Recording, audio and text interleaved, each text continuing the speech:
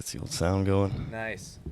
Patrick Valentine. Let me get this a little closer. Yeah, come on in, buddy. Hey, Sweet. thanks for being on the podcast, Hey, man. man. Thank Cheers. you. Cheers. Appreciate you having me. Yeah, I appreciate you coming, dude. I'm only a little bit late. Mm. I should have taken your advice a little bit. No, man, it's all about the journey, right? You know, it's not about the destination. It's like that. It's that stubborn fire thing, you know. It's Yeah. like, hey, here's my address, but it might be kind of tough to get to.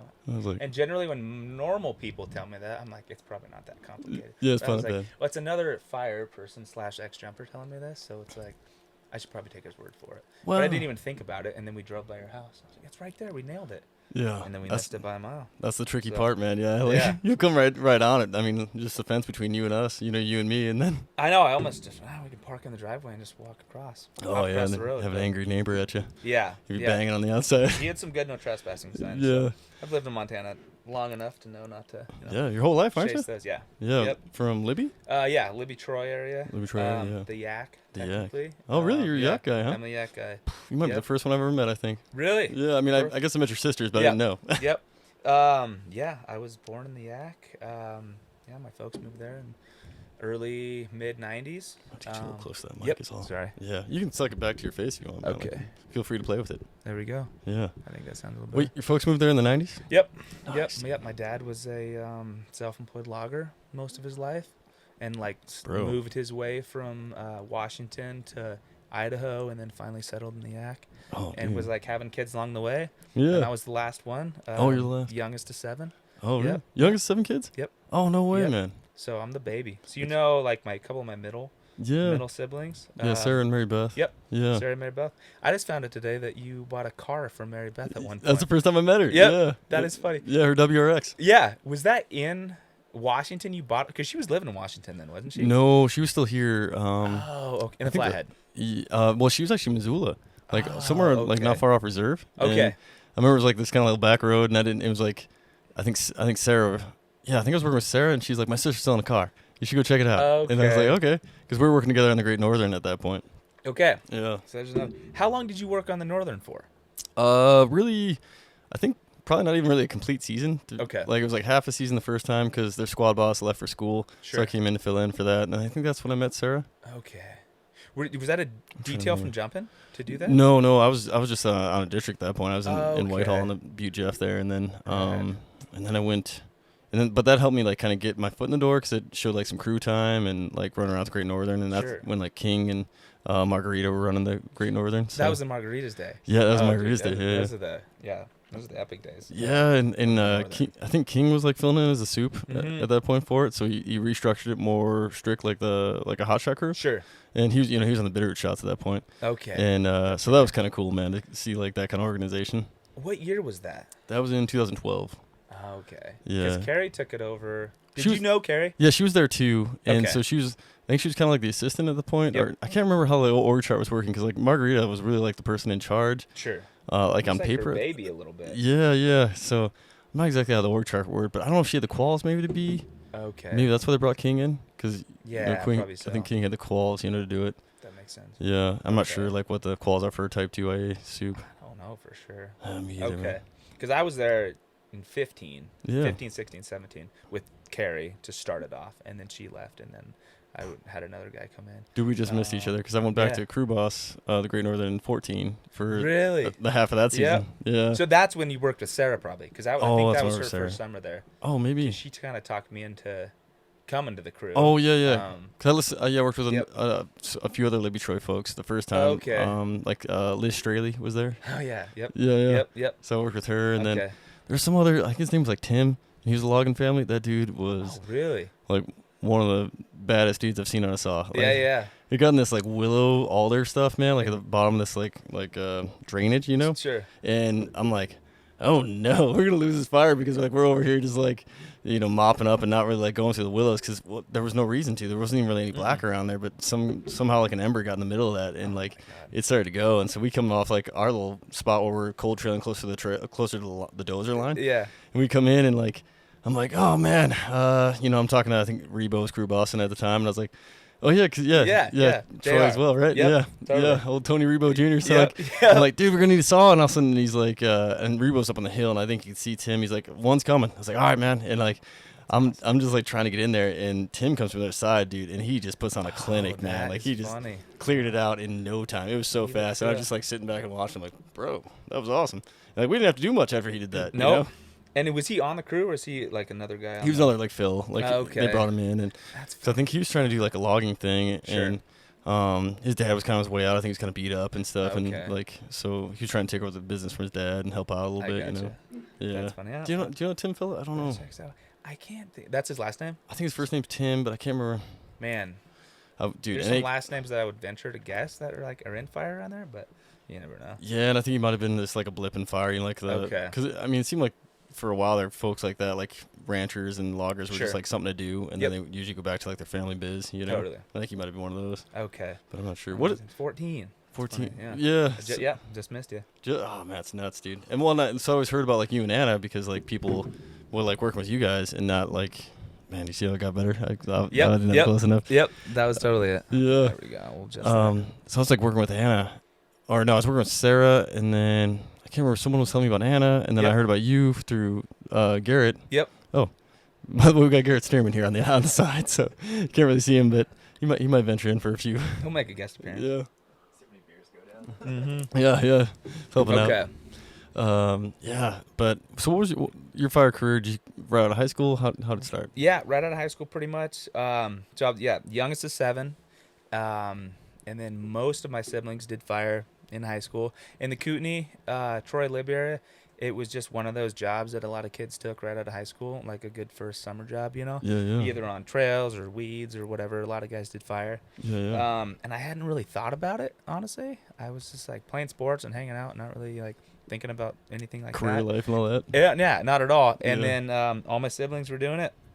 I was like, well, maybe I'll start doing that, you know. Yeah. And my sister Anna was working on a helitat crew at the time, and this was before I knew anything about quals or like what it took. Yeah. I actually got hired as a GS2. Oh man. Which I've told people that, and they're like, that doesn't even exist anymore. No, Like, dude, that's like, a crime. it is. That's horrible that you had to work for it. It shouldn't have existed when they hired you. I don't think, dude. No. You know? And I was my birthday's in the spring, in May. So at the time, that was like kind of during like the hiring process. They Yeah. weren't hiring as early. Oh.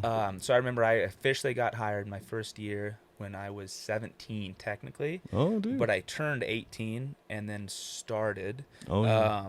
And I was a little old for my grade too, so I like worked my first season of fire, going into my senior year of high school. Oh, yeah. So I was like working on the district. I went on a couple off forest assignments that year, which was like 2012.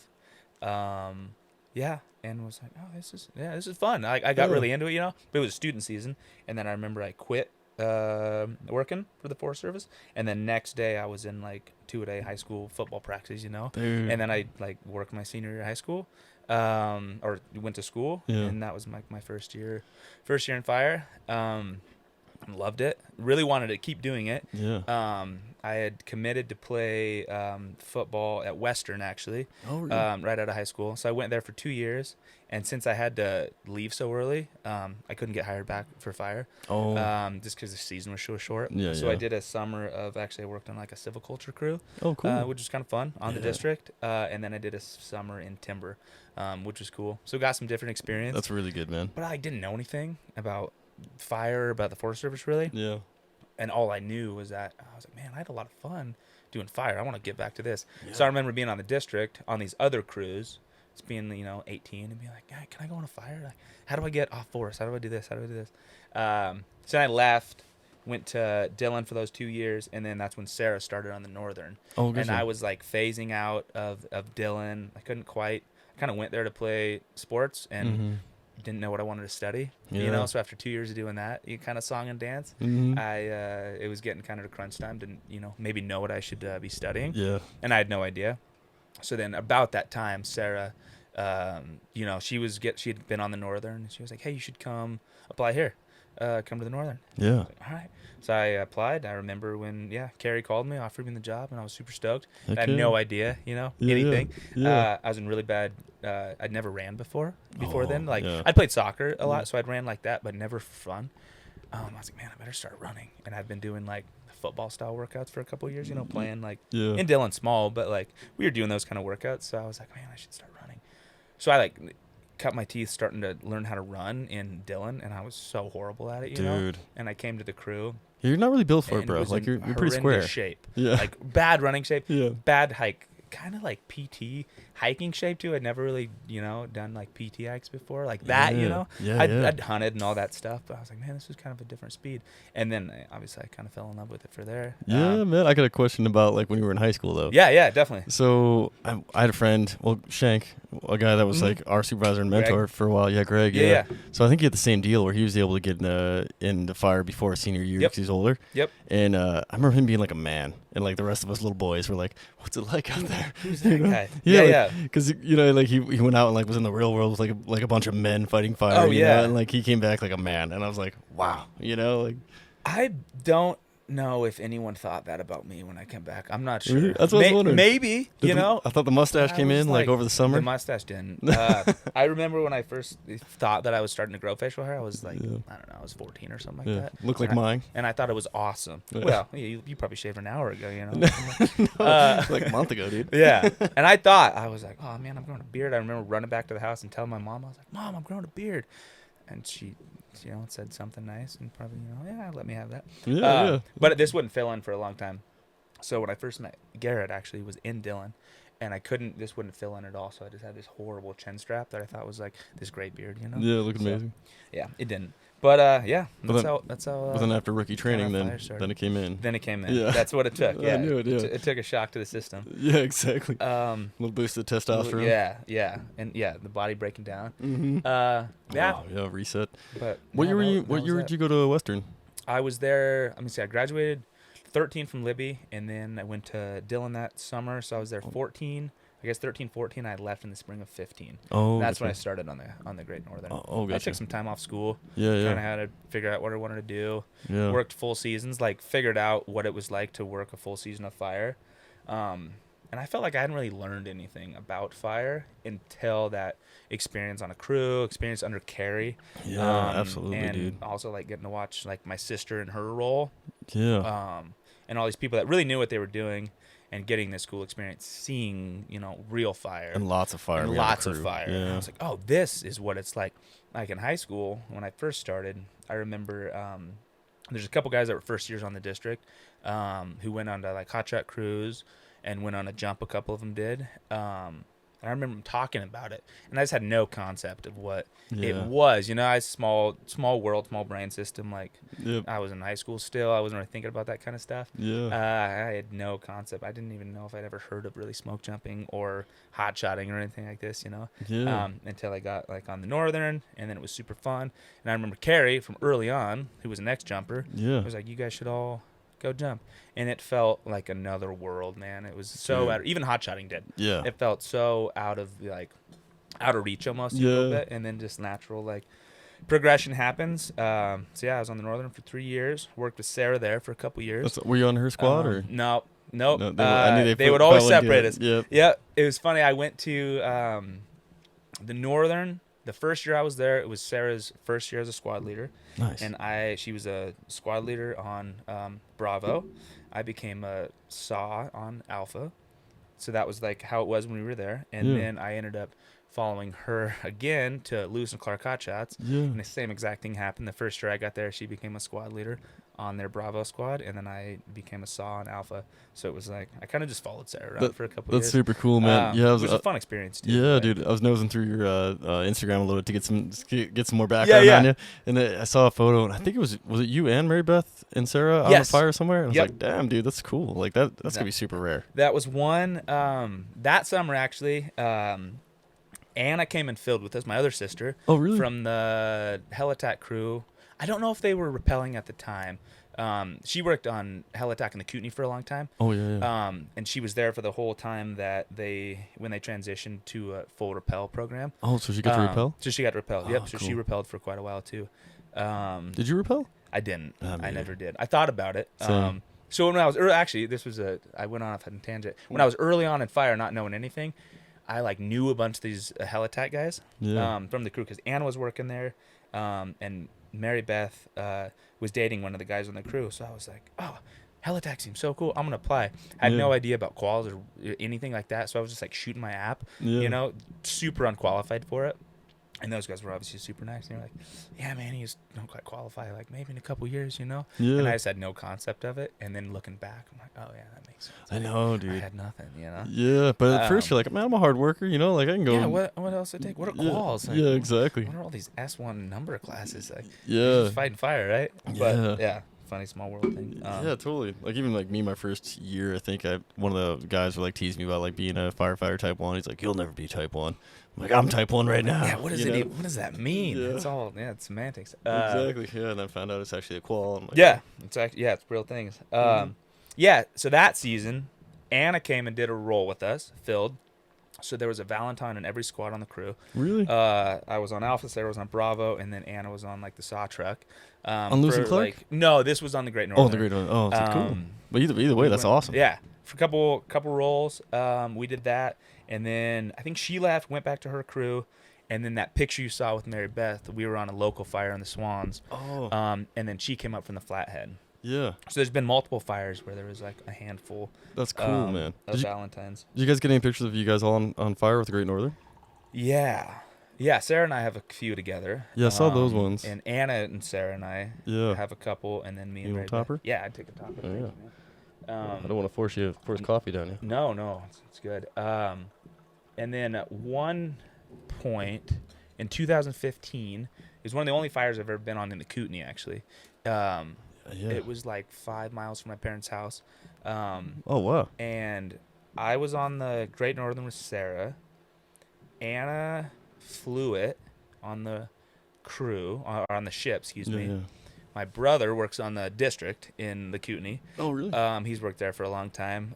He's like a timber sales administrator now. Oh, wow. He's worked his way up through timber. Yeah. But there's fires local, so he was doing fire stuff. Yeah. He was on the fire.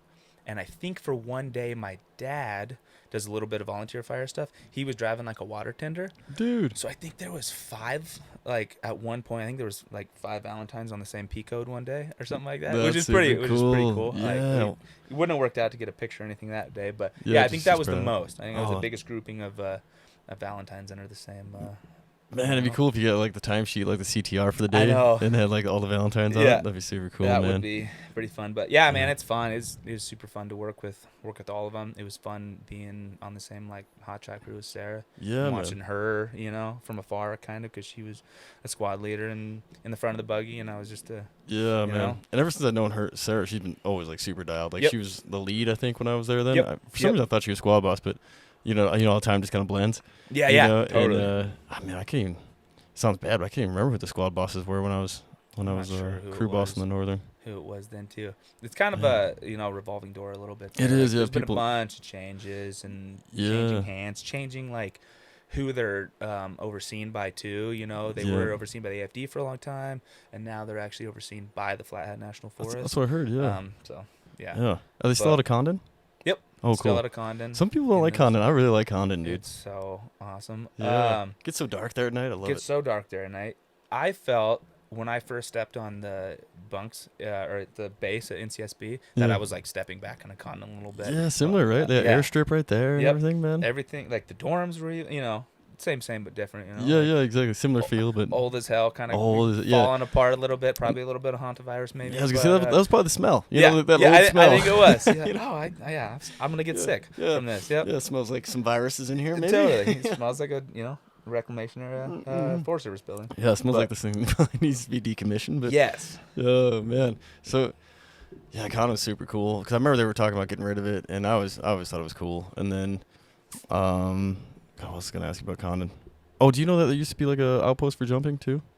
I've heard about that. Yeah, it was like part of rookie training. Was there? Would they staff a plane at the airstrip there? Do you know?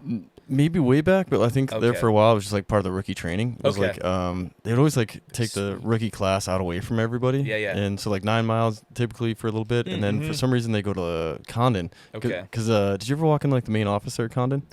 Yeah, there was like. There's some old jumper photos there. Is there? Okay. Yeah. I don't know if I ever noticed it. There was a whole. I forget the agency it was now.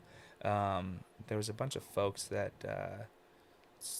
some science folks. We call them the bird nerds. Bird nerds, yeah. But they were doing Smologists. Yeah. They were smologists there, and they were great people. I just forget their official titles, but they kind of worked in that main building. Yeah, totally. So we would like poke our heads in there, but we just felt like they always kind of didn't like us because we lived there all the time. We were always like causing a ruckus. They're dirty it was fire. like summer camp. Exactly. Dirty fire folks, loud, and which we were. And kind of. If I wasn't the crew boss, I wouldn't have had any reason to go in there, and I just like happened to step in there, and I was faxing or doing something, and I was like, whoa. So I just started, it's like, it's kind of like a museum, like most ranger stations are, and there's like a couple photos, and I think it didn't really look like Sealy, but one of the lakes around there, like Holland Lake or something, maybe they were doing the water jump back in the day, and and now they don't do it, because AEDs, right? That's cutter. Yep. Oh yep. man. Yep. I don't want to jump into jumping right now because I want to cover you before you get there. No, dude, I want to. Yeah, I'm so excited to talk about jumping. Talk about everything. I want to get some of your. I want to get some of your background too. Oh, it's not much to me, man. I'm pretty. What you see is what you get here, Pat. I don't believe that, man. I don't believe that at all. Yeah. I'm an open book, man. So you rookied in 13? 13, yep. Okay. So at NCSB. At NCSB, yep. Cool. And so you rookied just this last year, but you spent Northern, Lewis and Clark, and then straight to jumping then? No, I did. It's kind of a weird. I did 3 years on the Great Northern, so 15, 16, 17, and then I was back in school at that time, chipping away. Oh, cool. Where at? Doing like University of Montana over in Missoula. Yeah. I kind of like figured out something I wanted to study. I was like too stubborn to quit it, Yeah. I wanted to have the degree, even though I'm not doing anything with it. I don't know if I will, but I wanted to finish it. So I was doing full seasons of fire and just doing spring semesters, paying it off as I go, trying to avoid loans, that whole deal. Smart. And then after my last season on the Northern, I actually tried to walk on to play football in Missoula. Oh, really? And because of that process, and there was so much that was unknown about like if I made it and what my summer was going to be like. Yeah. I was no one really wanted to hire me for fire, just because it was going to be like shorter than even student season, so it wasn't really worth it to a lot of people. The Northern wasn't super keen on it, just if I made it, just because like it'd be kind of be worthless, it'd bring me on and then I'd leave. But Lincoln, really? the district there, I talked to those guys and they were like, yeah, man, we don't care. Yeah, come work for us. We'll let you go whenever. So that's what I ended up doing. The walk-on thing didn't quite work out. I ended up going through winter conditioning with them, and then the last day, made it through everything, and the last day they were like, hey, man, we really liked having you. We'd love to bring you on, but you're actually out of eligibility. So I was going to ask we about got that. nothing for you. Yeah. Can't do it. I had something similar because, I went to MSUB, but I kind of jumped around a little bit before then. Yeah. And then I was going to play football for Rocky because they were the only ones really interested in me. And Battling Bears. Battling Bears, yeah. Dude, we were pretty bad as a football team, and I was an undersized fella, so I wasn't really on anyone's radar, Like, I was just kind of quick, so I talked to the Battling Bears a little bit and kind of did my own, like, recruiting for me, for myself, and I had grown a little bit at this point, so when I went to talk to him, I took a year off, so I went to talk to him and was doing, like you said, like the winter and spring camp and stuff with him, and I didn't do it as long as you did, though. I was only there for, like, a week. Okay. But I was digging it, and then after the end of that week, they're like, all right, man, this is what we can give you, like, we'll give you a scholarship, we'll give you a grant, and then a book waiver or something like that. So like, but being private, I think it's back then. I think it was like $18,000 a semester, and I was like, woo! And I'm like, how much is this scholarship? And they're like, oh, we'll give you, because I think it was like $2,000 scholarship or something, like, which at any school at that time would have been really good. Yeah, and definitely. I was like, dang, dude, that's awesome. And then I did the math on it. I'm like, ooh, I'm not gonna be able to afford that. That's actually not. That's not a good deal for me. No. So I went to, which I was bummed out because I really like Rocky's campus. It's like old and small. Spent too much time there. I didn't know they were private. Yeah, actually. I think it's a Christian university. I would say. Okay, gotcha. I guess I was aware of it, but not really when I showed up. And I was like, man, these are the only people that are really talking to me. So I'm like, I'm gonna go play football here. Totally. And that's what happened to me. Yeah. It's hard when coming from a small school unless you're like really dominant, man. Like I know, and even in Montana in general, it's kind of hard to get like at least back, when I was in high school, maybe when you, it was just hard to get like that recognition, get your highlights out or whatever. It's kind of a weird process unless you're like an absolute stud, you know what I mean? Yep. What'd you play? I played running back and corner and the safety. I like safety better, like free safety. And then, I didn't have any interest in running back, and then one of our good buddies who was just a beast, and he got recruited pretty good, and then he blew his ACL out, and then I was like next up, and I didn't even know the plays, dude. I wasn't paying attention in practice, so I didn't care about it, and I was like, oh no, Yeah, I gotta figure this out real quick. It's time. Yeah, exactly, man. So That is funny. yeah, but by the time like senior year ended, it was just a few more games. Like it was halfway through the season. Sure. He blew his knee out, and Dang. he actually came back for the last game with a knee brace, and That's impressive. yeah, he did pretty Dang. good still. Even like he had a bum wheel, I think he couldn't turn to Okay. the right or something because there wasn't a tendon left, It's gnarly. Yeah, man, and or ligament ACL. Okay. Yeah, man, I got the degree. I should know these things. Is But that what you're? health and human performance? Yeah, Oh, so cool, I take okay. human, and then I took all the pre-courses for physical therapy, and Sweet. basically all I had to do was get my my observation hours in. And Okay. I had to retake the GRE because I needed like one of the scores I was fine. I was above what they needed, and the other score was just below. So I had Okay. to retake it for one of them, verbal or I no, gotcha. not the verbal, math. The math part of the GRE was killing me. I'm not good at math. I don't math well. Me neither, man. That would kick me out right away. Yeah. And Nice. Okay. Yeah, so but the MSUB at the time was getting their track program back. I think they lost their track program like the 70s or 80s, and then like due to like Title IX, they wanted to bring Yep. another sport in, Yep. and track is perfect because it's boy and girl, Yep. Totally. And so that was great. And so I went and talked to them, and they're like, "We can give you a tuition waiver." I'm like, "Oh, what does that mean?" Yeah, I didn't know. And Yeah. they're like, "Well, basically, you don't have to pay for tuition. You just have to cover your cost of living Sure. and books." And I was like, "Oh, awesome!" So that was That's a way great better deal. deal than playing football. So that's what you ended up doing. So I'm Nice, going okay. to MCB for track. And, Cool. But like all that time I was trying to figure out what I was doing, the clock starts ticking as soon as you get into school. And I didn't know that, man. Like you hear these stories of these guys being like Didn't in know their that. 30s and going back to school Yep. to play sports. Yep. And yeah, so I only had 3 years eligibility. I didn't know it. Okay. And then there was like some weird rule with the NAIA I heard, which I don't think became true because I went to U of M Western to Dillon to finish up. Oh, you did. Okay. Yeah. Nice. And, Go Dogs. Yeah, man, all of us. Yeah, go Dogs. Yeah. And then, man, I went to go talk to the football coach there, just throwing a feeler. I was like, man, it'd be kind of cool to come play with these guys. And I had no eligibility left, so yeah. I ended up playing rugby then. Really? Okay. Yeah. Was the rugby program still there when you were there? Not really. Not that I remember. Yeah, I think once the Hawaiians left, it kind of left with them. Yeah. There was a few years where they had a lot of poly guys coming up, and a lot of them were playing football. Yeah. But then when I was there, it was like in between.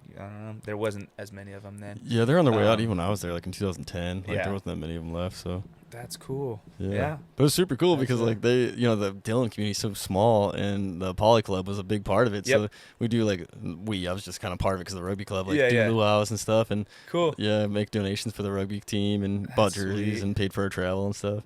Rugby's one of those sports too. Like we were talking about hockey a little bit ago. It's one of those Yeah. things I've always been curious about. I've got a lot of buddies that have played it, like in Missoula here. Oh yeah, you'd be good, dude. And guys that are like, "Oh man, you should have played. You should have played." I remember I was walking out of. I had some run-in with the coach from the Maggots? from the Maggots, and he Yeah. like walked by me, and we had our P vehicles were parked next to each other, and he was like, "Do you play rugby?" Just locked eyes for a long No. moment. Yeah, for long, and he gave me his card, and he was like, "Well, if you ever want to, give me a call." Yeah. And I was like, well, that's pretty cool. I never ended up doing it. Yeah, but, it's fun, man. it would have been fun. Yeah, it's one of those games. At least for me, like I really had to play it to understand it because we went through practices and stuff, and we do like our line out. And I was like, man, I really don't understand where I'm supposed to be, what Sure. I'm supposed to be doing. And then once we got in the game, and you figure out like where the offsides are, Yeah, and yeah. all this stuff, you're like, all right, Yeah. like this is how it rolls. That's what. It would have been fun, and learning new sports, is fun in general. Yeah, That's good. how I was with football, honestly. Yeah, Because I didn't play it growing up at all. Oh, really? I'm a big soccer family. yeah. My dad developed or figured out he loved soccer kind of later in life, Yeah. and instilled that in all of his kids. So we were a huge soccer family. So when I played football, I just kicked. Oh, really? That was my deal. I started That's doing that awesome. like my sophomore year of high school. So that's what I did. Yeah. Pretty much all the way through my senior year, I ended up playing a little bit more, but I had no idea what I was doing, man. I was like, "There's plays, there's Yeah. these lines on the pay. I don't know what that is. Like, I can kick the ball." Yeah. But so that's that- what it was. Oh, you're a kicker? Yep. Dude, that is awesome, That's man. what I did. That's where the money is too, dude. Like Yeah. you hear about these good scholarships and stuff, and Oh yeah. man, you almost if it would have worked out, if you would have went to the Grizz, if you had eligibility left, there's a chance you could have went to another level because there was like a whole. Do you remember that gap there for a while where There like the were. Grizz didn't have very good kickers, and like all of college seemed like they were struggling. Even Yep. the NFL were having some issues finding good kickers. That was like right when I was. That's what I figured, dude, 'cause And I it was remember the that. time. Yeah, it was the time thing, and it was like that clock. Yeah. You know, which the NAIA like didn't have at the time.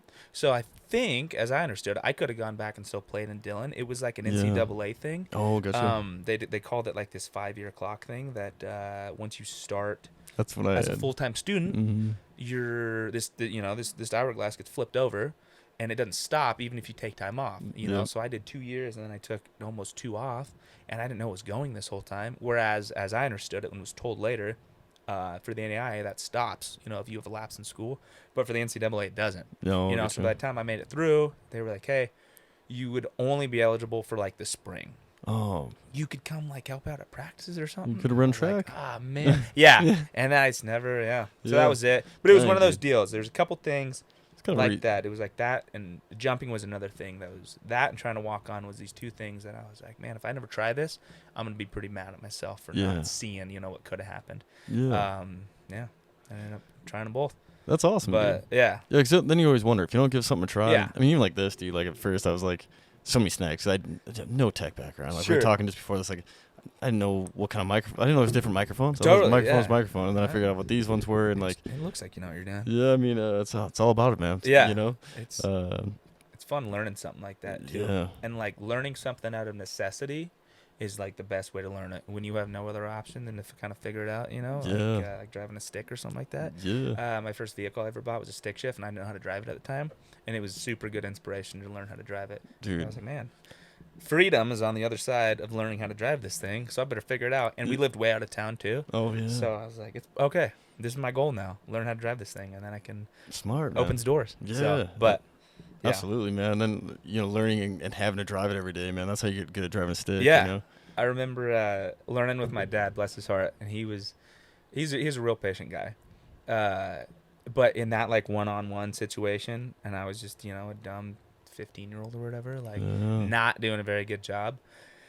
I think he was probably pulling his hair out, teaching me how to drive. And then I remember one of my buddies from high school came out to my house. He like hung out. He spent the night over, and he took me out on some back roads. We actually drove up into the Ack a little ways. Oh, and cool. He was like, you're going to learn how to drive this thing tonight. Yeah. And we spent, we drove around most of the night, and he was like, have me park on hills and do all this stuff. And then I remember like it clicked that night. And I think just because, when you learn something with your buddies and you're like, oh, I kind of want, I got to learn this better now. Like my buddy's here. It's cool, Totally. And then I never had a problem with it again. And I think my dad was probably stoked because he'd never had to teach me again. Yeah, I never had to man. pull his hair out again. But Yeah. it's funny little stories. And that's interesting too, man. And I'm always like interested in how the brain works. Like when you're talking about learning a new thing, it's like neuroplasticity. It's supposed to be really good. Makes new pathways in your brain and keeps your brain healthy and young. And like same with a little stick, But I had the same issue, man. Like my dad had this old '57 Chevy, and he's like, I think he's doing the same thing. He's like tired of getting like beat around in that old steel cab. So he's like, whatever, you'll figure it out sometime. And like, kind of not really gave up on me, but was like done for the day at least. Sure. And then I didn't want to bother him again about it. And then one of my buddies got this little like Honda Escort or some kind of little like Honda thing. And it seemed fast and sporty because I hadn't driven anything but old trucks at the time. Sure. And I remember like kind of hot rodding and figured out like drive the RPMs up a little bit before you like pull the clutch out on it. And it's huge. Man, and that was a big difference maker because I kept killing that old truck. You know, because I couldn't just figure out like I think there was a long travel in the clutch to where it engaged. Yeah. So I'd be like revving it way too high and then like letting off it and like letting the clutch out as I'm letting off the gas because I I don't want to like blow the motor and so getting my head too much. And you can't really explain that to someone. I've you really got to feel it. Tried to practice with other people and teach them how, and that's the one thing that's like you can do this all day and explain it, but it's hard to get the feel. But yeah, totally. Yeah, dirt bikes kind of help me out, but still like it's a hands versus because you got a throttle and a clutch versus your feet, getting your feet to work together.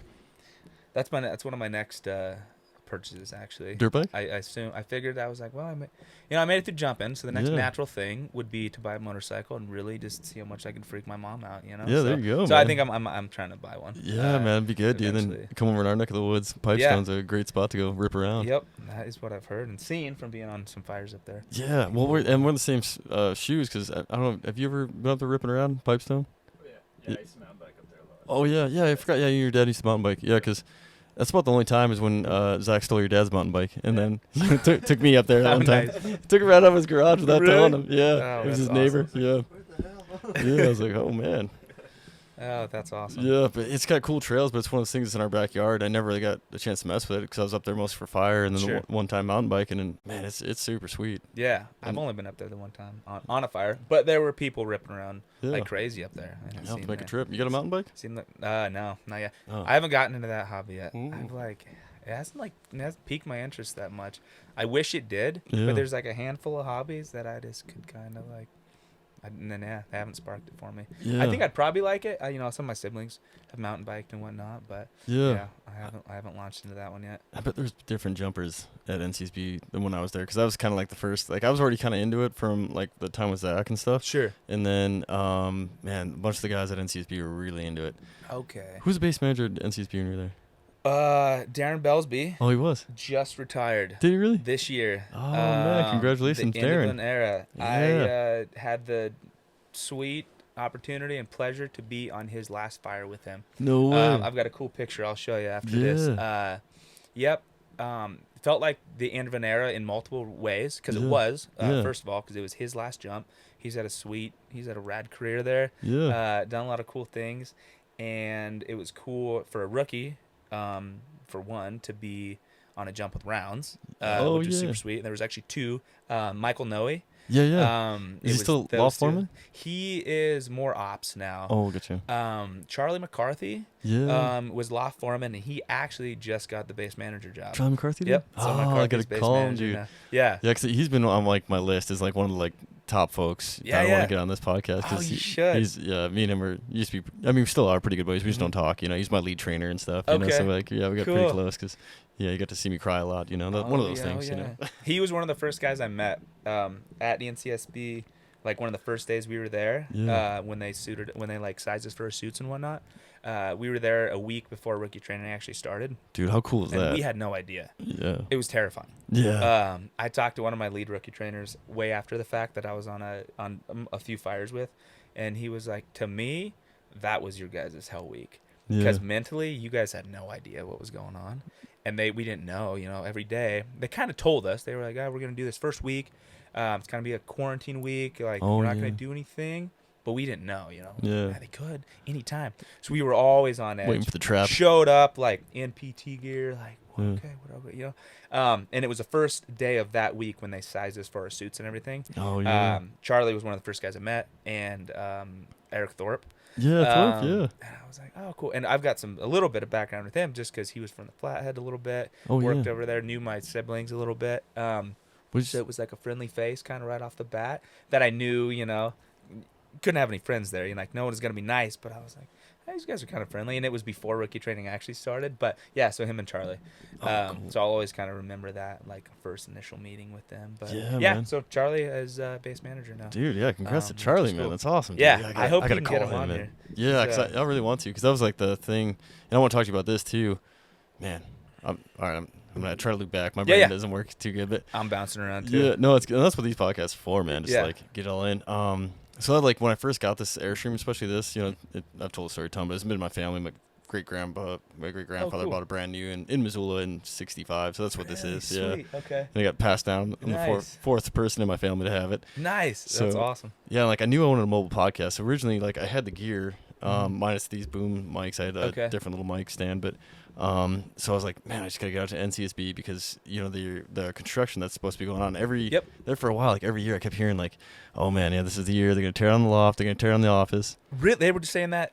Like every back then, really, like they were talking like because it's not FAA approved, so definitely not. And I just like learned it's like area. Oh geez, I actually got a picture of it. I'll have to look up real quick. So it's like area of something, and so I was gonna show you the picture before, but I forgot. Oh. Man, if this thing showed up at NCSB, that would be that'd be kind of cool. That would be pretty especially cool. because it's an old base, you know. Yeah. Well, they're still. I didn't know they were talking about that. Object free area is what it's called. So here's the kind really? of photo of it, like where like the proposition of like where they're gonna rezone and stuff. Okay. I took it off a computer, so it's kind of blurry. Yeah. But man, this is funny because I haven't really seen this yet. Guys were pointing. They were like, yeah, it's going to be kind of over there, and then that's going to be gone, which is really hard to imagine. Yeah. And it is going to be a sad day if they... It is, man. That loft is historic. It's a hope that they... there's a little bit of talk about it, but I don't know if it's realistic that they would try to save the loft, turn it into kind of a museum thing. Yeah. But, like, based on this map, it's right in the line of, where they have to destroy it. And it costs probably so much to move stuff. But that loft has so much history to it, man. after being like built by the hands of jumpers. Yeah, and Francis After they Lufkin. moved. Yeah, there's Yeah. so much history in that. Yeah. It's fun giving tours in there. It is, dude. Oh, that's it's what. like- Yeah, I'm glad Was you that a said thing that. when you guys were Yep. rookies giving tour, or the Yeah. youngest guy in the Yeah, the around rookies giving do tour? it. Yeah, and the reason why I'm glad you said that because when I was like checking up stuff on the bass and kind of doing my homework today, I saw Mhm. like the top review is Pat V. You know, You like, saw that? yeah, Nice. like, gives an amazing tour and like That's something else is long thing. I'm awesome. like, that's my boy. It was so fun. That's awesome. During rookie training, we'd be in the loft like doing suit ups or doing whatever, getting rookie training stuff, suffering, Yep. and a tour would come in like during this stuff, and we would just be having like the worst day ever, doing suit ups and sweating and being hurting, and then looking up and there'd be these tour like walking around, and an older jumper would be like, well, these are the candidates, don't talk to them, don't feed them, stuff like exactly, that. yeah. But they were just totally walking through. Like, it was like a normal day for them, and it was such a funny like dynamic to be a part of, seeing that. But yeah, That's so cool, still man. very much a thing. Yeah. And that was one of those moments, like in it, being on the other side. I was like, man, I can't wait to give tours, Yeah. because first I like talking to people, Same. I like showing people stuff, and also, if I ever got to the point I was making giving a tour, it would mean that I'd made it through rookie training. So I was like, I can't wait to give tours. So I loved it. It was super fun. Same, bro. They ended up making a joke like award at the end of the year for like longest bass tour, Yeah. kind of to roast me, because like I couldn't neck anything down. Like, I would start a tour and I would have the same system every time, and I would show people all this stuff and just talk and talk and talk, and guys would be like looking at their watch like when I got done. Yeah, it's a long one. Yeah. It's a really long one. You gonna come help us check shoots now? I'm like, I sold t-shirts, man. Yeah, exactly. But it was yeah. funny. And like I said, that's part of the operation too. Yeah, is like yeah. selling some gear. That helps pay for like the Oh, party yeah. and stuff at the end of the year, right? Yep. Yeah. Yeah. The bro fund. The welfare fund. Yeah. Which was always kind of funny to explain to people too. Yeah. It was like your pitch at the end of the tour. You're like, and we have this cabinet, and you'd open it, and there'd be all these shirts. Mhm.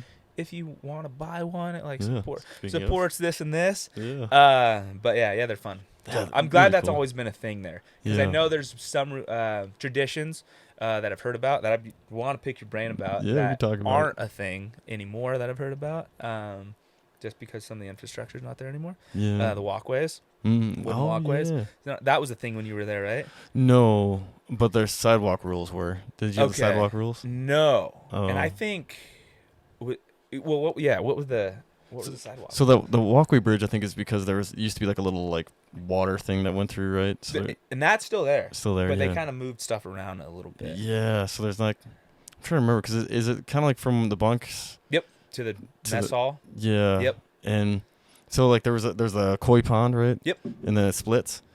So Oh, okay, that's maybe what's different. maybe it didn't split. Yeah, I think it used to split. I'm trying to remember exactly how it went. But so I find out you're not allowed to walk on the sidewalk as a rookie. Yep. So and the sprinklers are always running because it's got sandy soil. Yep. So nonstop. So I get like soaked just walking to the mess hall. Oh, yeah. Every morning and back. You Yep. know. And then funny story about that too is you're not allowed to walk the sidewalks. And we got furloughed in 2013. So I found out Okay. before like anyone knew, and so I go like screaming down the sidewalk. I was like, "Man, season is over, boys." And they're Yeah. like, "Were you on the sidewalk?" And I was like, "Ah, I was. yeah, it was, but I mean that's not important right Yeah, now. we don't have jobs Yeah, we just anymore." got furloughed, man. What do we do now? You Oh, know, that's like, funny. But they're just like, "We don't care. Why were you on the sidewalk?" Yep. You know, like, There's bigger problems yeah, here. exactly. Like, No, I was expecting that to be a thing, mhm. and I was like, I was probably glad that it wasn't, but I Yeah. was like super down for it. Yeah. I like the traditions, man. Same, dude. While they're happening to you and you're paying, you're the one they're made about. It's kind of like, man, that sucks, but it's fun. Yeah. Like, being a rookie is fun. Yeah, Like, dude. There's all these things that, Yeah. only it's gonna happen once, So, but yeah, that sidewalk one wasn't Oh, good, man. when we were there. It's kind of nice though, because otherwise, like, you just get soaked. You know, like your feet get that's, soaked. That's still very much a thing. It's Yeah.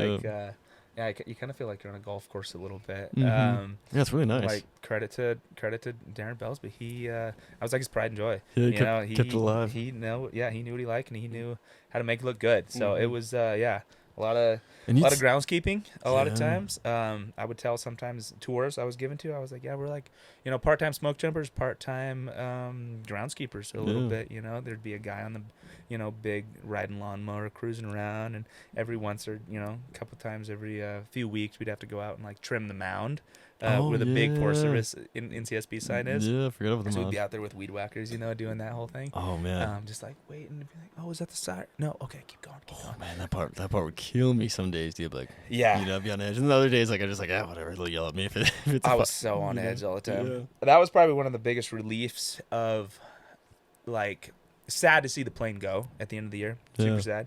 But at the end of, like, my rookie year, kind of being just, after being on edge for so long, it was a relief to get that break of being like, there's no siren that's going to go off for a little while. I Yeah. can relax a little bit, just to get spun up, Mhm. off it, always kind of expecting it, hoping for it, Yeah. but also being like super antsy. And we have, small base. I don't know how many guys were there when you were, if you were like full house, everyone was there. No, we were. Yeah, Would you be we were like super short. 25, 30 guys, you think? Or? I don't even know if we had that. Like, Really? Okay. Yeah, it was. You're pretty much on the jump load all year Yep, round. Yeah, that's what it was. Yeah, Yeah, that's what 'cause it was like. there was a bunch of people on the roster, but they were off doing either details or Sure. something. And actually, there wasn't even that many because like the budget was so low because it was tied in with the forest. Okay. Is the budget still tied with the forest there? Like- I honestly don't know for sure. I think I it- should probably know that, but Yeah. Well, it's unless you're really asking, it's not something that would come up. But like for me, I started asking because I was like, so what's the possibility of me getting a perm here? okay, And yeah. They're like, well, it's not good. I was like, yeah. oh, it's good. I'm bad at this. Is that why? They're like, no. I Is mean, it me? You're like, well, it's definitely partly you, but they're Yeah, like, yeah. it's Well, but there just wasn't the budget for it. So there's a bunch of Sure. open perms when I was there, and they weren't able to Okay. fill them. dang, Yeah, so it's that kind of a has sad changed a little deal. bit. Yeah, Thankfully, org chart. There's kind of been a lot of org chart overhauls. that's what I heard. Yeah, because like in Eric. the shot world and in the, kind of the jump world too. Yeah, because I heard like Thorpe was able to come back and get a perm. Yep. Because he was out of Missoula before that, right? He rookied in West, On West. Oh, yeah. actually. Yep, and then transferred to NCSB a couple years later. Yeah. So he's been there for a little while now. Nice. I get him and his but brother mixed up, so I can't remember. Yeah. And Aaron, right? Aaron. And He he's jumps in out of Missoula. Yeah. Yep. Yeah. Good Yep. dudes, Those man. guys are awesome. Eric Yeah. actually kind of saved my ass inadvertently. Really? And I wonder if I said it on this podcast. I don't know. It doesn't matter. But so Nice. it was super hot during our rookie training. Uh-huh. What day did you guys start your rookie training? We showed up May 9th, and that was like our quarantine week. Oh, And then so we had a full 5 days of that, had a weekend there, and then May 16th we nice. actually started, and we were blessed with some great weather. Of 22, right? Yep. No. Yep. And we had awesome weather, like super awesome weather, and the guys would let us know. They were like, "You guys are lucky," like units, when we were Yeah. doing tower stuff. They were like, "It could be so much worse." And the class before us had gone to Reading Oh, yeah. for yeah. it. Super small class. There was actually only one guy that was technically a snookie who had like been hired by NCSB, gone to Reading, rookied, and came back. Oh, he made it. Nice. Super small class. Yeah. I think there were two like original Mm. guys, but he was the only one that had came back. And Oh, the good horror one. stories from like Reading and the heat and everything. It's like a desert. And I was waiting for it because it gets Yeah. hot, It in the valley there. But man, we had great weather. And Yeah. yeah. That's all, and that's huge, man. Because like, especially for like, I'd say ram air versus round, like Sure. more jumps, more stuff to it. Like round is. It's kind of technical, but it's not like a pattern to fly during for the Sure. round. You just kind of like hover. You try to keep yourself close to the Yeah. jump spot. And work your way in and just be aware of like your airspace. And you're really close to your jump. That's the crazy thing about a round. You're like so close to your jump partner a lot of times. And you can just talk to I him. didn't know anything about that at first, and when I heard that, like stories of guys talking, conversational, Yeah. almost with their JPs Oh, in totally. the air. You can hear each I'm other like, wait, really you- well. It's you so guys were wild. talking, Yeah. and they're like, we were touching shoots Yeah. at times, and that was wild to me because ram air training, it's like that's bad. That's Yeah. a real bad deal. You know what I mean? Yeah, we had the sucker hole, and I went out first, and just the up air would bother you a lot more in a round too. Sure. Like, so I got a little bit of up air because it was a hot day. We were Mhm. jumping the sucker hole. I wish I could remember the name of it because you probably know it. Oh, But yeah. pretty tall timber, Okay. and me and the fellow's name was Tim Lum, and Heard that name. Yeah, I think he just retired. I think I met that guy. Maybe. Maybe. I think he came in for for a base visit, and I Yeah, chatted 'cause with I- him a little bit. Yeah, because his house I think is still in the Met House there. Mhm.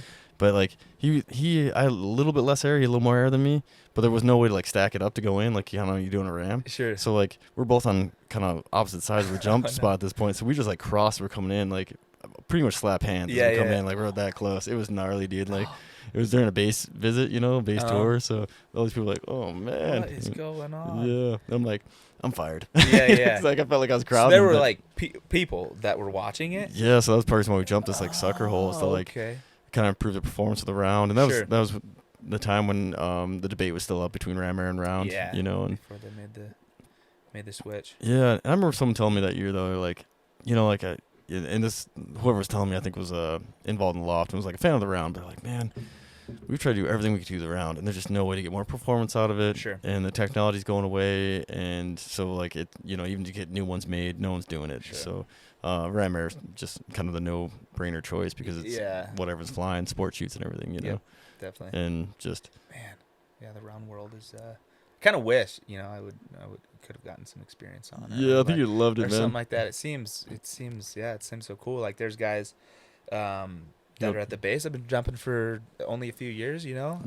third or fourth years that rookied on the round, and then immediately the next year had to do rat training Yeah. and transition over it. And that I'm kind of jealous of them a little bit to get that experience. Yeah. But also I could see that learning curve being kind of crazy too, right? Yeah, it 'Cause you throws you get, off a little bit. beat into your head this system, and then you got to learn it. So I Yeah. also feel lucky that I kind of just Yeah, learned the totally. new system right away. Yeah, because I went through ram air training and it was messing me up. Like I was having like reboot issues and stuff, so I was starting to Okay, try to you fly did up the go- round. Yeah. Oh, cool. Okay. In Alaska, I didn't make it all the way through. I only got 19 jumps, and then Do you detail up there? Or? no, they were splitting the ram air training classes. RAT. Okay. I think it stands for something else, but Sure. ram air transition training, ram Yep, air yep, transition training. yep. So, because I knew there was 2T, so Yeah.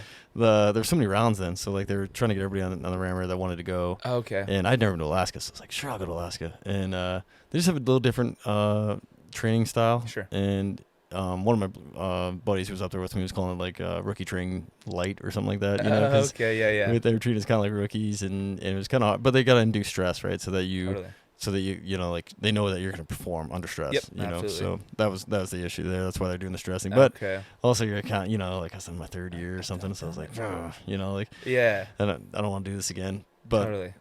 still going through the motions and stuff. But the issue that I was having though is that I was trying to talk like round language Sure. with the ram air guys, and the BLM hasn't jumped the That's- round since like the 80s or 70s, I Totally. think. So they were like, I don't know what you're talking about. And I was Yeah, like, well, I'm trying to like wrap my brain around this whole ram air system Yeah. and like use round terms, and yeah, it didn't work out so well. So Some of them just don't quite correlate. yeah, That would be tough. It was tough, man. And That'd then be tough. yeah, I just started like kind of going back and relapsing in my training. I was Mhm. doing all right, and then all of a sudden I started like making some mistakes. Yep. And yeah, just it happens. I meant to go back in the ram, and 'cause Sure. I was so close to 100 jumps, so I meant to go back. What are you at? I think I'm at like 90 something. Oh man. Yeah. Man. So I was like, man, if I do Do a one detail, I was thinking, it'd be cool. oh god, I'm so old now though. Do a rockstar detail back. That'd be cool. I don't. Yeah, I'd have to go to probably like NCSB or somewhere there's more rounds. Yeah. Not many anymore. I don't think so. I don't think anyone think, really has them, huh? Two. I think we had two guys. I think one guy was detailed out last year that I never even met. Mhm. Do you know Ryan Tay? Oh yeah. I never met him, but Oh, he was. I don't believe.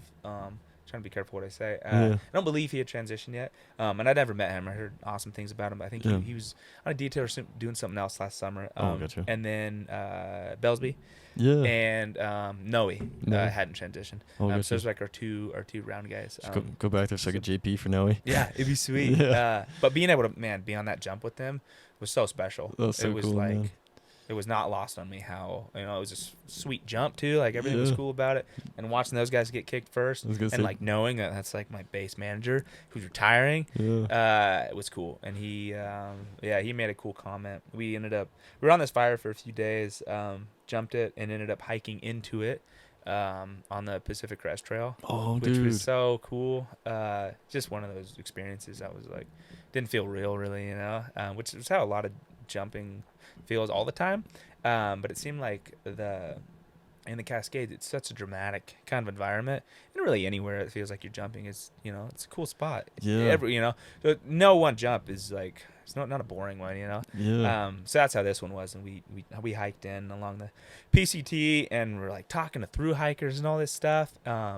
And then we were there for a few days. Ended up getting flown out, like total rock star demob, like flown from this fire back to the base, and we were just like coming in low to land at the base, and Bellsby turns to all of us, and he was like, "Thanks for being here, guys. This is probably my last fire jump." And it was like, Whoa. it was special, you know. We Yeah. were all like, oh. And me as just a, just a dumb rookie. Yeah. Oh my God, this is such a cool experience. But Yeah. yeah, definitely wasn't lost in how special that Man. was. But Yeah, that's really So- cool. And like you said, to your point about like, like a lot of aerial deployed fires, like it's really cool. But like jumping, I think because the plane can cover so much ground so fast, yeah, you're going from like kind of one fuel type sometimes to a completely different fuel type, in a short amount of time, and and you have no idea what you're gonna get. yeah, where you're going sometimes. You're yeah. like, just especially as a rookie, you just kind of like load up and do what you're told. So you're like, I don't know where I'm going, but we'll see. I don't know where I'm going. I don't know who's gonna yell at me when I get there. Or like what's exactly, yeah. I had another unique. Yeah, maybe it's not super unique, but like the way it shook out this year. On all my fire jumps, I didn't end up jumping another fire with another rookie the whole Oh, year. really? Just had the org chart like shook out. We Yeah. all, me and all my RBs, my whole class went up to Alaska. We graduated on a Friday, and then Monday morning, bright and early, we were on a plane to AK. Landed Monday, and Tuesday I jumped my first fire. And I lucked out, name out of the hat, pull. Got pulled first, so I was like Yeah. top of that list, Mm-hmm.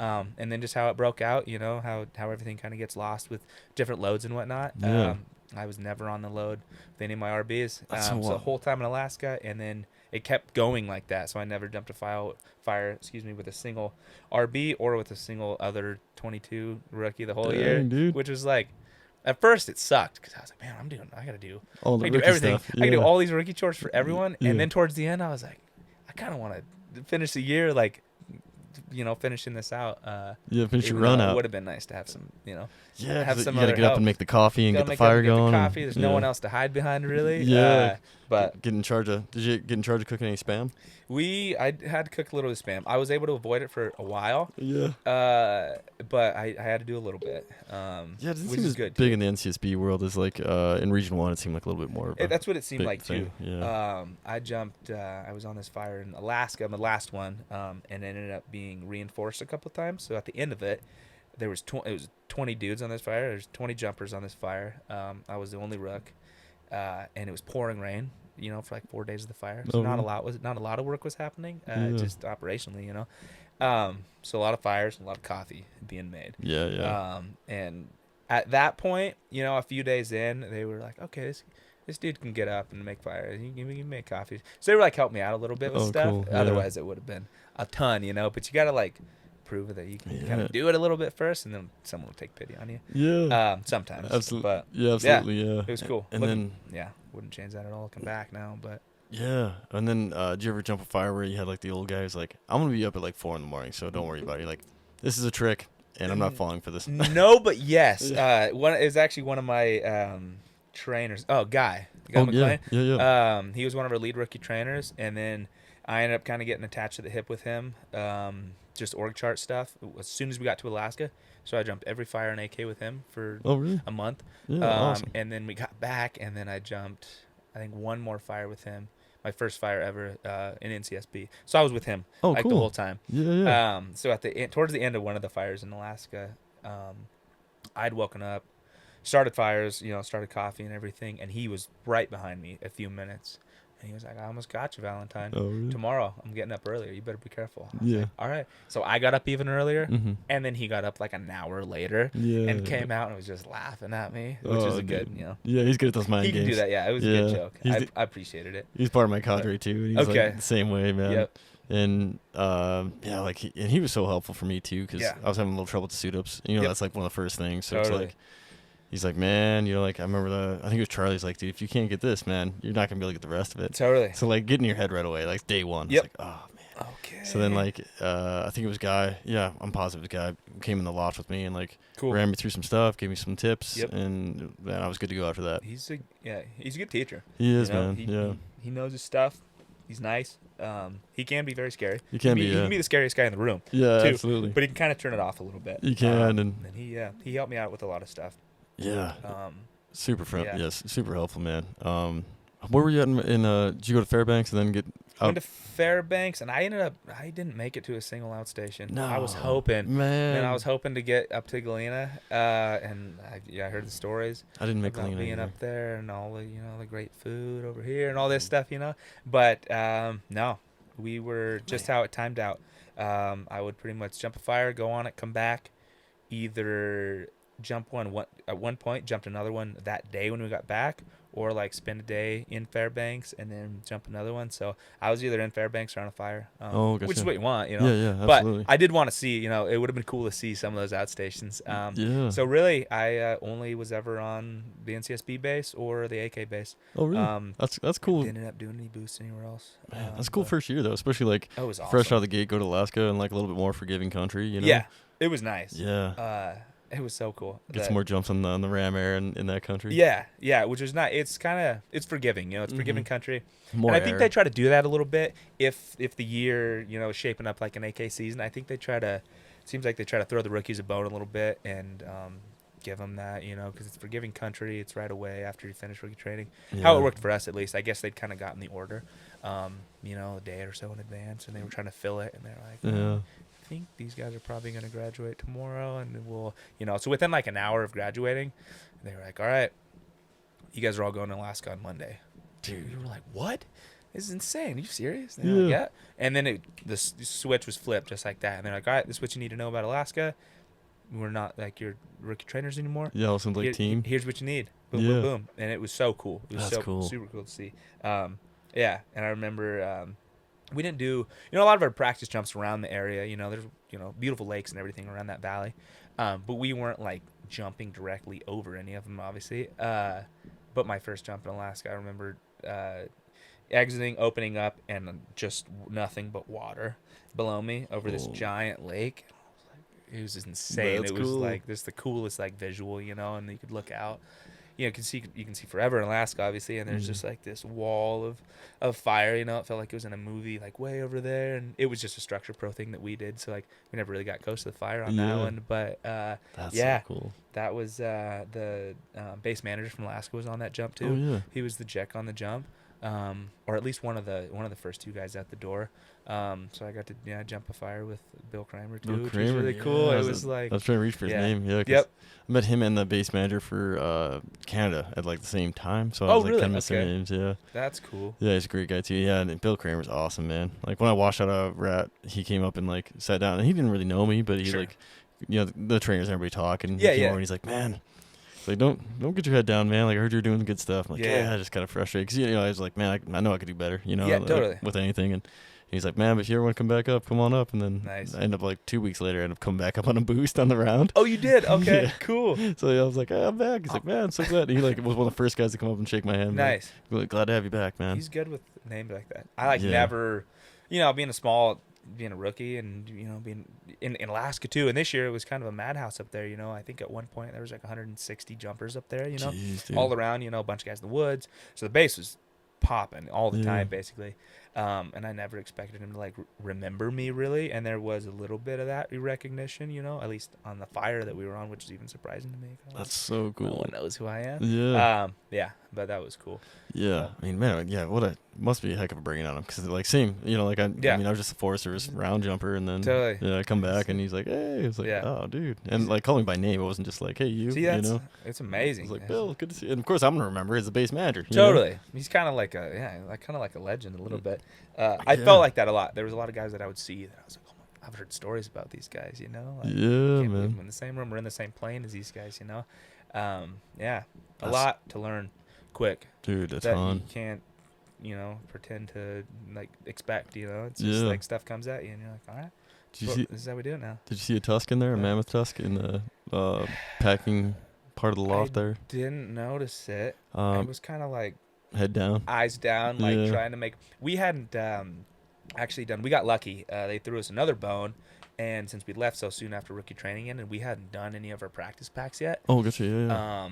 And there was, there was some time in Alaska to maybe try to weasel it in, but like, I didn't want to bug someone and be like, "Hey, can you teach?" So I was like in the back, in the chute well, like Yeah. checking cargo sheets and stuff like that. So I was trying to like, I knew some buddies that were up there, so I watched a couple guys kind of pack some chutes, but I was trying to be like, seen but not heard. That's smart. Kind of hide out. So Yeah, I didn't spend a ton of time in that loft because I felt like I was like, I don't belong here Yeah. yet. Well, and the old school rules in some bases don't like rookies aren't allowed in the loft. So I would believe that. It's was kind of smart. unavoidable in the AK loft a little bit. yeah, 'cause it's huge. Yeah, it's huge, and like it's on the way to other places you want to be to do things that you can do, you know, Mhm. and you want to be helpful, Yeah. and that's what they told us going up there. They were like, don't be a pain, don't get in anyone's way, but like find a job, Yeah. sweep something, do like try to Yeah, make yourself man in the useful. room. So it's like yeah, exactly, which is fun.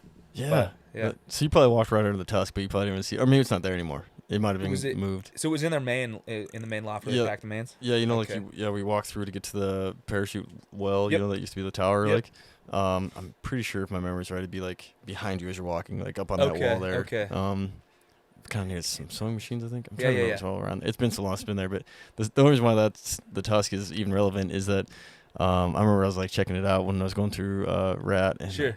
and I was just looking at it, and one guy like told me a story, and I'm, who knows if the story's true, but to me it was. He's like, yeah, that was in Missoula for a while. I was like, what? Really? Yeah, so that made it somehow in a food box to Missoula. No way. Yeah. Oh, that's And then cool. someone found out about it. I think maybe they're in the Missoula loft or something, and Uh-huh. like word got back, and the state of Alaska actually like repoed it and brought No it back. way. Yeah, and, I could- and I think it was supposed to stay where they found it, and there were like talks of, like returning it back to where it was found, and Okay. then it just ended up just like being in their loft instead of our loft. Yeah, So hiding it's it. like, That's yeah. cool that it made its way back. Yeah, Man. it'd been cooler if it was in Missoula still. Yeah. So did you transfer to Missoula then after jumping at NCSB for a little bit? Yeah, well, eventually, I went to West and then Missoula. Oh, cool. Okay. Yeah, kind of roundabout way. So I was chasing a perm the whole time. Yeah. That is cool. Yeah. Well, yeah, one of these days. It's like a dream of mine being someone who's grown up in Montana, lived in Montana their whole life, only ever done fire based out of Montana. Yeah. It's a dream of mine to hopefully jump a fire in Montana one of these days, like out of NCSB. And I was going to ask if you'd ever made it this, like, did you ever jump a fire in NCSB or boost up into Montana from there? Close I got was Pocatello. Okay. I'm trying to think. Yeah, I think McCall. Actually, yeah, Really? I jumped a fire to McCall. My rookie year was Cool. pretty good. I mean, I don't know, like maybe it's just the magic of NCSB, but it seems like you get just like sent out and you get to go to all these cool places. Yeah. Because my first year, like this is kind of funny. Plane was gone, so the plane and all the jump base pretty much left us to go to Alaska. Yep.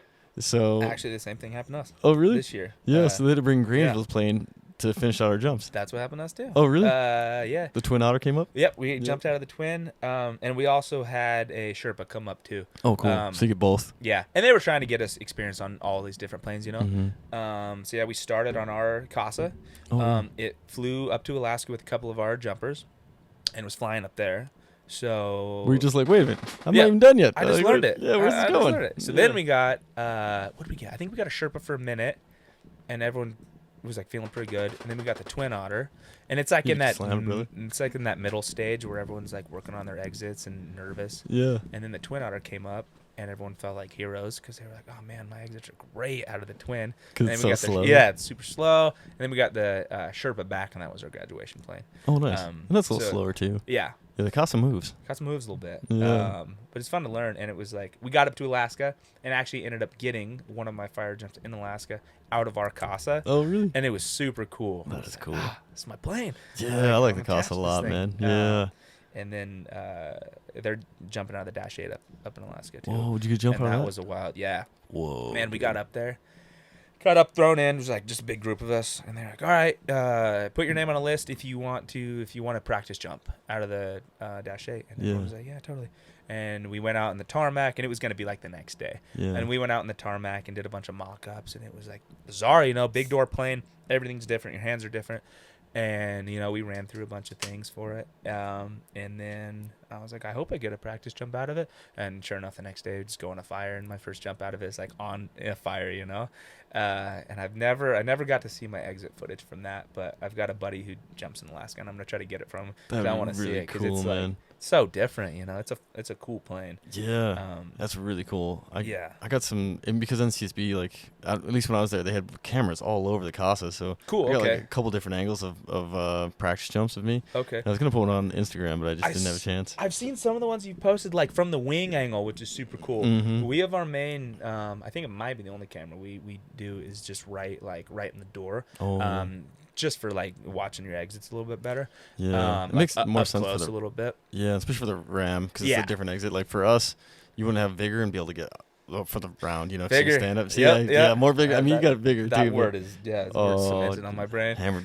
Yeah, like yeah. I was trying to think how to like get vigor into the podcast. Yeah, because yeah. like that. No, you know, that's it. more That is, vigor. yeah. And, Okay. So with us, it was more like the exit was important to have like a lot of vigor to get out of the plane, and then it was getting the cannonball and getting it really tight. Yep. You know, like grab your leg pockets. Yeah, and yeah. So they needed more of that angle, I think. I mean, Okay. I think they had 2 angles. So they had like a side profile somehow, and then one that's kind of more on the wing, Sure. and then so they could kind of like That's cool. beat you man, apart on 2 different camera Oh yeah, angles. why not? Yeah, You know, have all like the pick you angles. apart. Plus Yeah. the guy in the ground filming you. You know. Yeah. That's the worst cool. with the ram. They're like, was that a little long on your, Yeah. on your drogue You release? can or? see it all. Yeah. Yeah, And exactly. they time it. You Oh, know? They're exactly. Like, okay, here was your time. You Yeah. early reach, Valentine. Don't do that. You know, Yep. stuff like that. Or your landings are those are always pretty fun to watch. Towards Yeah. the end of the year, I was doing with a couple of the guys. I was making like an end of the year kind of video, and so I was able to get all this footage from over the year, and I was able to watch a bunch of our jumps from rookie training. Dude. We found our very first ones, That's cool. exits and landings, and it was like, oh my god! And at the time, you feel like you're doing everything right, you know. Yeah. Because it worked. I jumped out of the plane. I did a parachute open. I landed, and then you watch it after a few months of learning things, and you're like, "That was really bad." Yeah. And it's cool to be able to like analyze that. And, Yeah. Oh yeah, I kind of know what I did wrong. Oh, dude. But that is cool. That reminds me, man. Well, 2 things. I just want to make sure that we talk about the Dash 8 because Yeah. folks who don't know, and in the private sector probably don't know, or maybe even a lot of people don't know, Dash 8's like the Alaska Airlines style Yep. plane, right? So Yeah. anyone who's familiar with airlines, it's a prop plane, but it's pretty big. It's a passenger, almost jet-sized Yeah. plane. So 2 props, It's one in each full-blown. wing. Yeah. How many jumpers were you guys loading up in that We thing? could do 12. Nice. The cool thing was I had I Was that realized maxed out? after that was maxed. I think would be 12. You could send a lot of Yeah. get a lot of guys in the air, a lot of jumpers in the air on that thing. I was just kind of surprised 'cause I think we get like 18 in the DC3, and I thought the Okay, Dash 8 yeah. was bigger, but maybe it's not. No, I think at least that's what they were telling us is like 12 is a full load on there. Huh. And it was wild, like flying doors closed in that sometimes. Oh. Like we'd go to fire. It didn't happen all the time, but there was a couple that we would go to, and they would fly up to like, I don't know what exactly the elevation was, but not 3,000 feet, and we'd be flying, doors shut, everyone's sitting, not in real seats, but like doors Jump seats, shut, like- pressurized kind of cabin sort of thing, cruising Whoa. at 20, 30,000, whatever they were flying. I Yeah, don't yeah. know for sure. And then all of a sudden, you drop down, door would come open, big door would come open, and then you'd be circling this fire, and it was like a wild, Whoa. change, because all of a sudden you got used to flying low and slow, kind of with door open, seeing everything, and then it was like, oh, I'm on a real plane, it's pressurized, it's quiet, Yeah. and then all of a sudden door comes open, it's loud, but it was cool. It was a super cool plane. There was That's awesome. a joke that Bill is probably more overhead kind of jokes, but he was talking about like NCSB was like direct shot, the closest base that they could poach fires from. So it's like apparently it's a dream of Bill Avies now to IA a fire from Fairbanks on our turf apparently. That would be so awesome, which wouldn't would it? be it would it maybe put us out of work a little bit. Yeah. It's like you guys were like busy jumping on their fire, they're like calling more jumpers. No, and we got it. Yeah, exactly. We reinforce you, but yeah. That'd be so cool, dude. And I actually had a fire where that would have been like actually a real world scenario where it might Really? have worked because it was in northern Idaho, Okay. near Avery, Idaho. Yeah. Right? Yeah, Yep. that's northern Idaho, right? Yep. And jumped middle of nowhere, 8-manner. Yep. And we did the full load, and it was still growing. Really? It was like August, like gnarly. I was IC, and I was ordering everything, Oh, and man. nothing was coming. Really? And they're like, we have a seat, and it's like in the timber. I'm like, I don't need it. Yeah. Well, and actually, I might have even called it, and then it got turned away from me. And I had a full load of jumpers from Boise, and it was such a big lightning awesome. bust. They're jumping fires as they're coming to me, and then they had no one left. Really? So I was like, oh, no. Man. But by that time, it was in the evening, and Sure. luckily it caught our north-facing ridge, and there was a big enough game trail where it helped us slow down, and so we were able to catch it on the game trail. Cool. Yeah, it was Natural. it was close, That's man. hilarious. Yeah, it was super cool fire, man, and it was an old 1910 burn scar. Oh, really? Okay. So the DO was super cool, man. He's calling me a bunch. I wish I could remember that guy's name. He kind of had a different name, but super nice guy. Sure. And so he called me up, and he's like, man, how's it going out there? I was Yeah. like, and we were talking the radio, but there's Oh, yeah. no radio traffic, especially on that repeater. So Sure. it's just us out there in the middle of nowhere. And so we, have a little longer conversation about stuff. And I was like, yeah, pretty heinous, man. There's quite a bit of fuel out here. He's like, yeah, that's because it's a 1910 burn scar. I was like, no way. Okay. And one of the guys, I can't remember why. Oh, he's chasing a food box or something. So a couple guys went way down in the valley there, and they were saying like they ran across some like monster old burn scarred like snags. Yeah. Really? That were like not a whole lot left of them, but giant in the bottom of that valley. And I was like, whoa. That's cool, Nothing's man. flat there. No. Nothing is flat I in lost- Northern Idaho at all. I lost my hard hat on the way out of that fire. Never found it, dude. Hiking? Yeah, Hiking hiking out. out? Like when we were hiking out, like it was just, it was strapped to the back of my pack. Mm-hmm. I think I just might have fiber taped it to one of the straps Yeah, or something. And then I hear it get like ripped off as I'm like belly crawling through like some thick stuff. And we had a bear on that fire too, so I'm like, I'm gonna come face to face with the bear. That's all I'm thinking about. And then I hear my hard hat get ripped off, and I turn around, it is gone, dude. Oh like my God. gone. Like I mean, I didn't take another step. Sure. And I like shimmy back out, and I'm looking around like where like there's no way there's nowhere for it to go. I could not find it, dude. I spent like 15 minutes looking for it, and I was like, it's gone. Like I'm moving on. Yep. Like because I didn't also want to miss our pickup, and Sure. I was the last guy off the fire, so I was like, I don't want to be the guy they're waiting on. As the IC, you could probably get away with that a little bit, I could, probably yeah. not. Maybe you weren't a rookie then, so you could probably get away with it. No, I was a snooky though. Okay. And new guy in West, so I was like transfer Oh, trash, and I okay. was like, oh man, I don't want to be that guy. Yeah. Yeah. Yep. Transfer trash. So That is funny. Where was your? Where'd you jump your first fire? Was it in out at NCSB? NCSB, yeah, Cool. super high jump too. It was really cool, man. Really? Yeah, like it was gnarly. Well, you hear about the stories, right? And you probably know, like the NCSB country's gnarly, and like it was like Rock piles. yeah, rocks. Oh Yeah. man, like rock scree, and this little like island like made for like a hell spot, like looked Yep. like. But yeah, I think you probably could have got a helicopter in there, but it's just like an island, right? Sure. And we're like circling above these peaks, and then like I think it was like 8,000 feet or more. And I was like, "Whoo, we're jumping that, huh?" Yeah. And That's like, us, huh? yeah, and like they're like, "Yeah, man, let's do it." And I was like, "Oh, jeez, yeah, we'll do it." You know, I was like, but like you're so motivated because you want to be a smoke jumper because you're not a smoke jumper until you get your jump, right? That's right. So I'm like, they got throw me into the rock pile. I'm like, I'm going. Yep. I'm just gonna PLF my way out of this Yep. thing, you know. That's it. Keep rolling. Yeah, exactly. Type PLF, your points of contact or whatever. It's Yep. 5 points. Oh, that is funny. Especially, that first one. I guess I'd been a little lucky because I'd gotten my my shirt. I'd gotten that smoke jumper shirt. Yeah. In Alaska. Yeah. Right. But I hadn't gotten my my NCSB one. Yeah. So for a while I was like, oh man, am I gonna finish this season somehow without a North Cascades jump and not get to wear my own gear? That was my fear, man. Yeah, it was. It's a real fear. Mhm. Especially like if your RBs go get a jump and then they're like wearing stuff, you're like, oh man, Yeah. I gotta wear this AK shirt, which is awesome, but I'm like, I want to be able to rep my own stuff. Like that's all I've wanted to do for all this time. Yeah. Man. And then you inevitably get one, and The rookie. then the doors are open. You Yeah, get all the gear. it's like a relief, man. Yeah, it is. And like you said, when the So cupboard's funny. open, and you're like, I can get whatever I want. I belong in it. Well, the funniest part was Well, being able to give tours to people and being like, you can buy this shirt, but actually I can't. Yeah. I could buy it from my siblings if I wanted to, but I can't wear that. Yeah, right now. I heard that too, It's man. such a funny concept, but I love that. That's a sweet tradition. Well, and the cool thing about Alaska too, you got some Alaska swag. Yeah. Yeah, Yep. like they won't even let the public buy that. Okay. Yeah, that's so like I probably- bought some for my family, and like he was kind of like, I'm like, it's just for my dad. And he's Yeah, like, yeah. all right, and like I don't even know if that's like really like supposed to happen because it's supposed to be just like strictly jumper Sure. stuff. So, but man, my first, and I was gonna tell you this story. So the plane leaves, right? Yeah. And we're done with rookie training, and Yep. this John Spencer. Did you ever meet him? I don't know if he's I around. think I've heard that name, but I haven't. Yeah, I think he haven't met him yet. I think he left a little while after. He was a little up there in age, Okay. and he had some injuries, and he was a teacher, so he's a part-time Oh, jumper. cool. Okay. Yeah, really good guy, but he was like scaring the shit out of us. He showed up and he's like, and the chill area between like in the middle of the Kwanzaa hut there at the dorms. Yeah. Yeah, Like on the grass. a No, little like bit? inside. Maybe they changed it. So like when you walked in, you walk in the middle of the Kwanzaa hut, Oh, and there was like that They- super like chill room, and then there's rooms Really? to your right and rooms to your left. in the loft.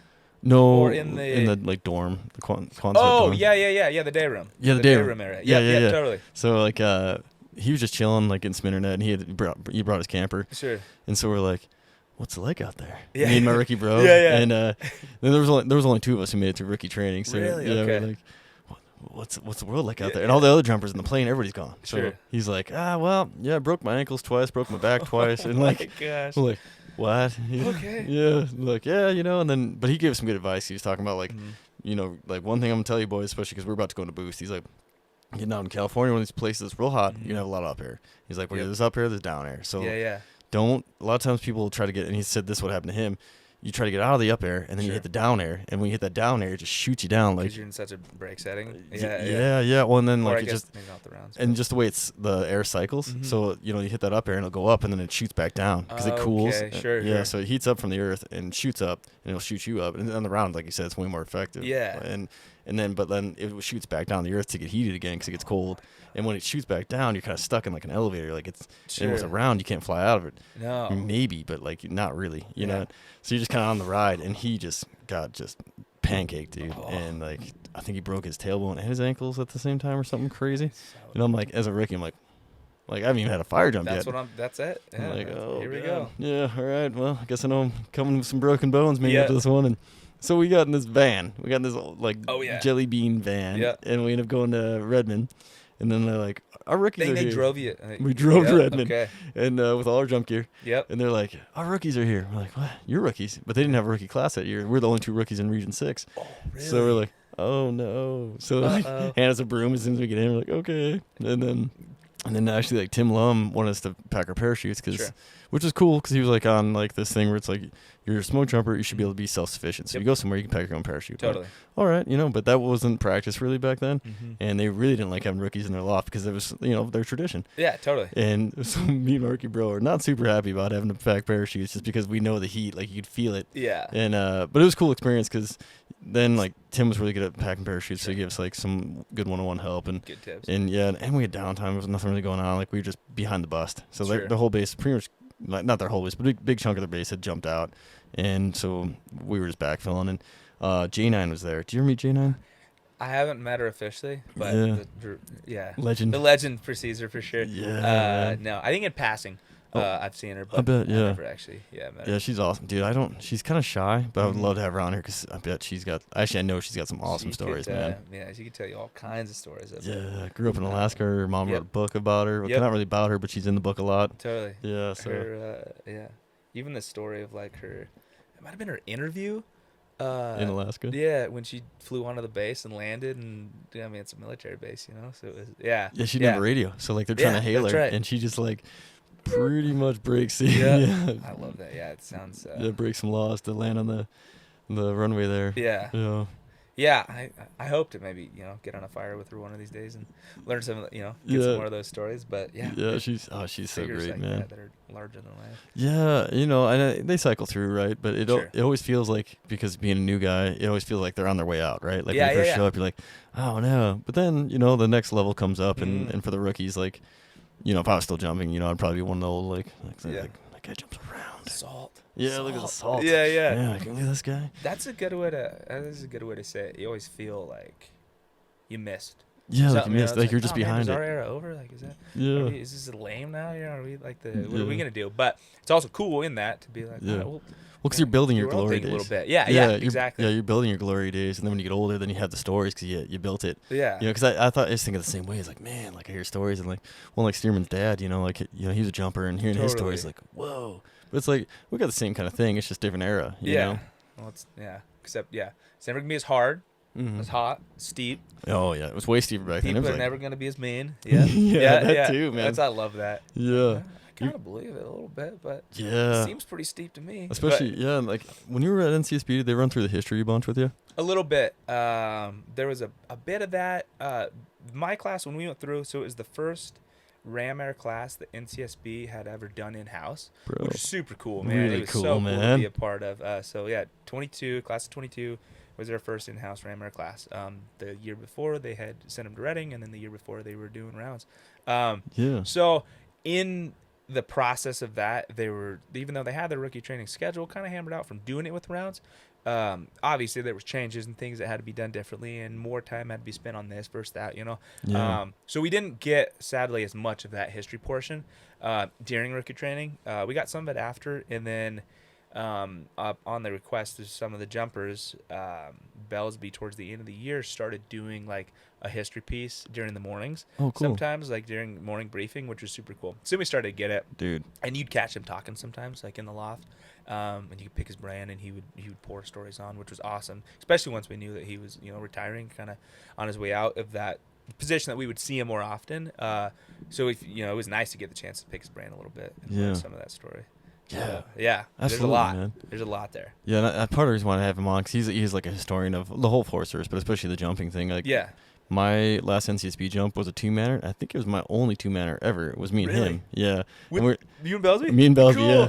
And like he wasn't, as far as I remember, he wasn't like on the load the night before. But Mhm. then, you know how it is with like base managers, Yeah, like, totally.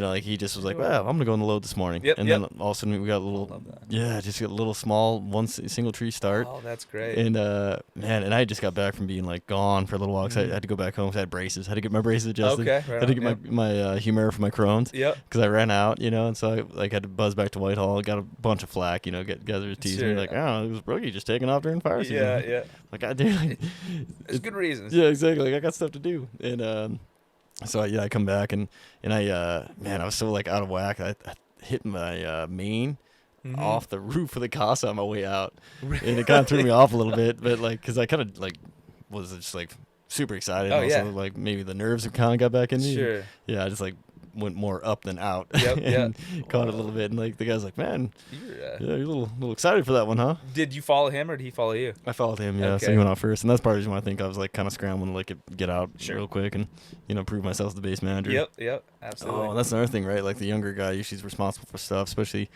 I can't remember exactly what the kind of rule was for it, but I remember like you didn't want the older jumper to carry anything really, because I remember like just humping out a ton of gear because I was like trying to prove myself. Oh yeah, it's like Yeah, I can't remember what it was. Like the spoken / unspoken rule a little Yeah. bit is like if there's stuff to carry, like you better be carrying. Yeah, you better know, step or, up, yeah. Or like getting the chainsaw first. Like Chainsaw. God forbid an older guy is cutting, stuff like that. Yeah. So I dig that. Like I- it makes sense, So you're racing for the saw box or whatever, Yeah, and you still kind of earn it a Kind little of bit. work, Yeah. totally. Like you've made it through one portion, but like you got to prove yourself a lot.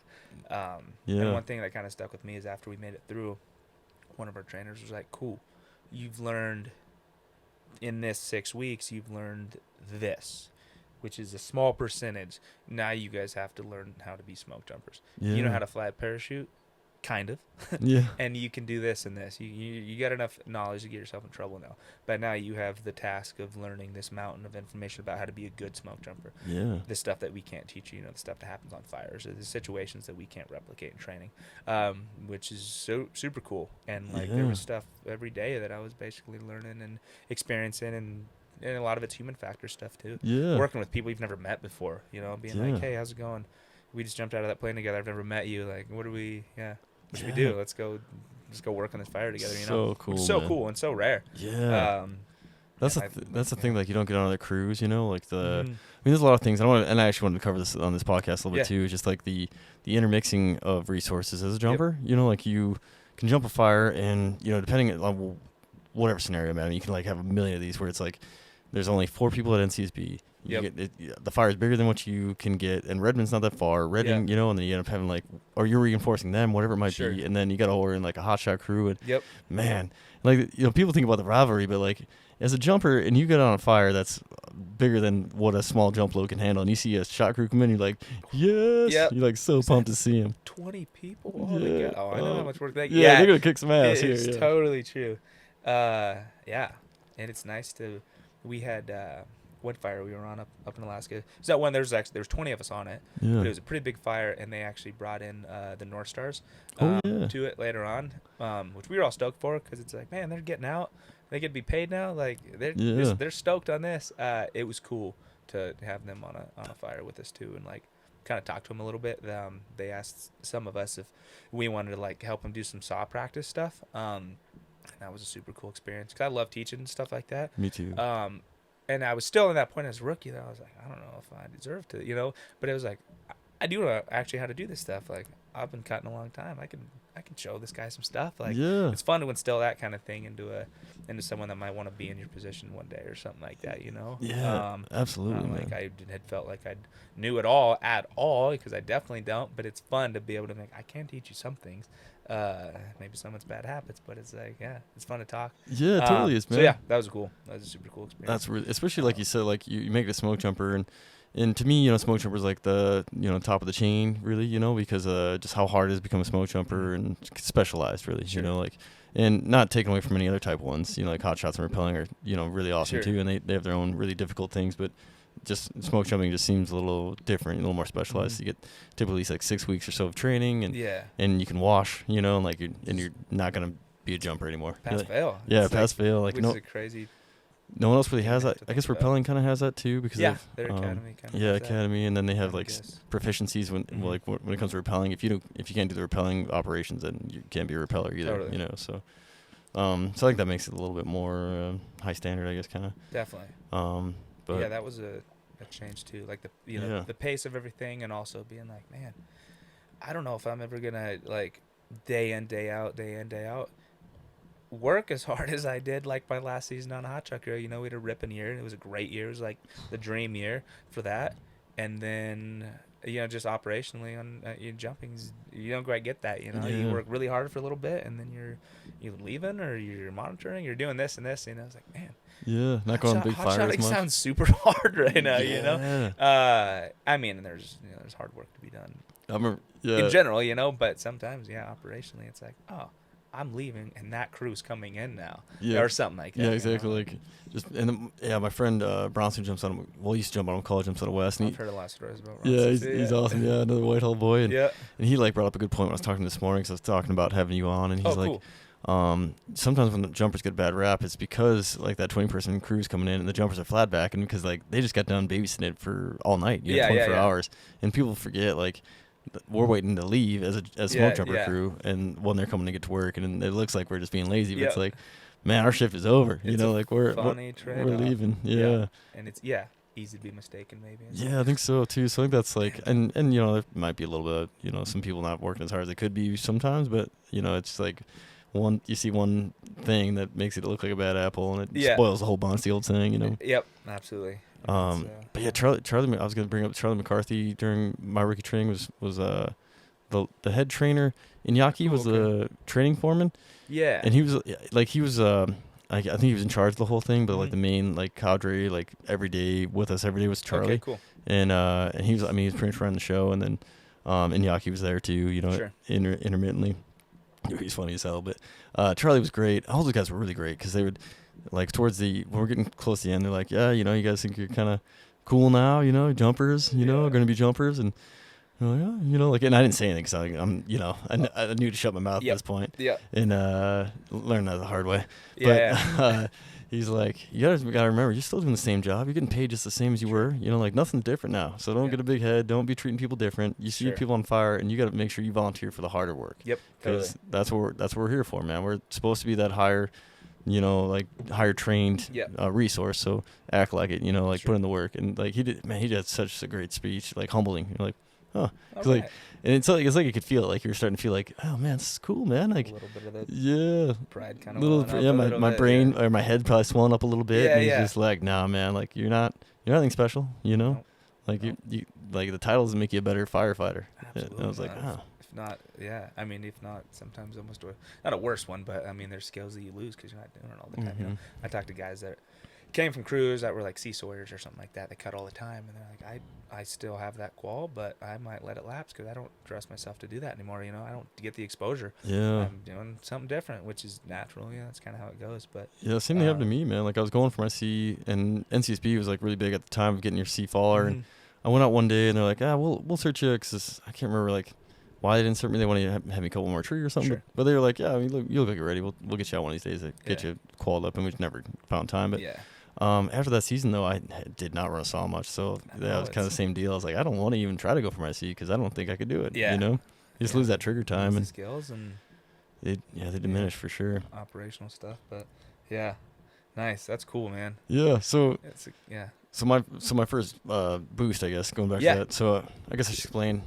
Remind me if I started saying stuff that like isn't common knowledge, because that's what like my first podcast was like a bunch of acronyms and like IA, you know, like initial attack. And but I wasn't explaining. I was like, you on this IA or whatever. So like a boost for people who don't know is like basically like a fire assignment for folks. Like so, like on a crew, you go on get called up for a fire assignment, then you can go to the Southwest or wherever. So boost is kind of similar to stuff for your backfilling, typically for another base. Like like what I was saying earlier about Redmond jumping out because a storm had come through. Yep. So the base got jumped out, and they always want to have at least 8 jumpers available per base.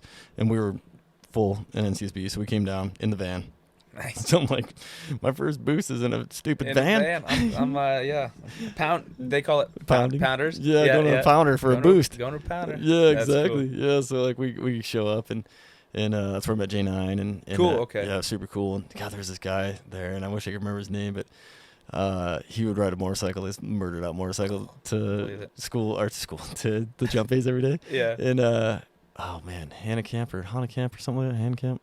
Okay. But like really nice guy, but Yeah. just shredded, like in awesome shape. Yep. And I remember like I was looking, we were coming out of the grocery store in the morning, we see him kind of like buzz by, just looking beautiful and Yeah, ripped. yeah. And I'm like, ah man, I wonder where he's coming from. And Charlie's like, I don't know, fighting crime. Yeah. It's like, yeah, Probably- probably is, man. Looks like Batman, you Oh know. my God.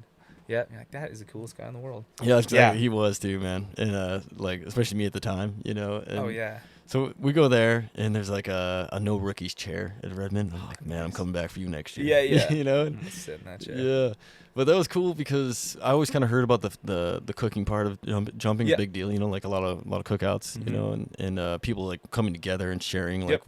that, and so that was the first taste of it, man. Like the small contingency of jumpers over there. Yeah. They're like.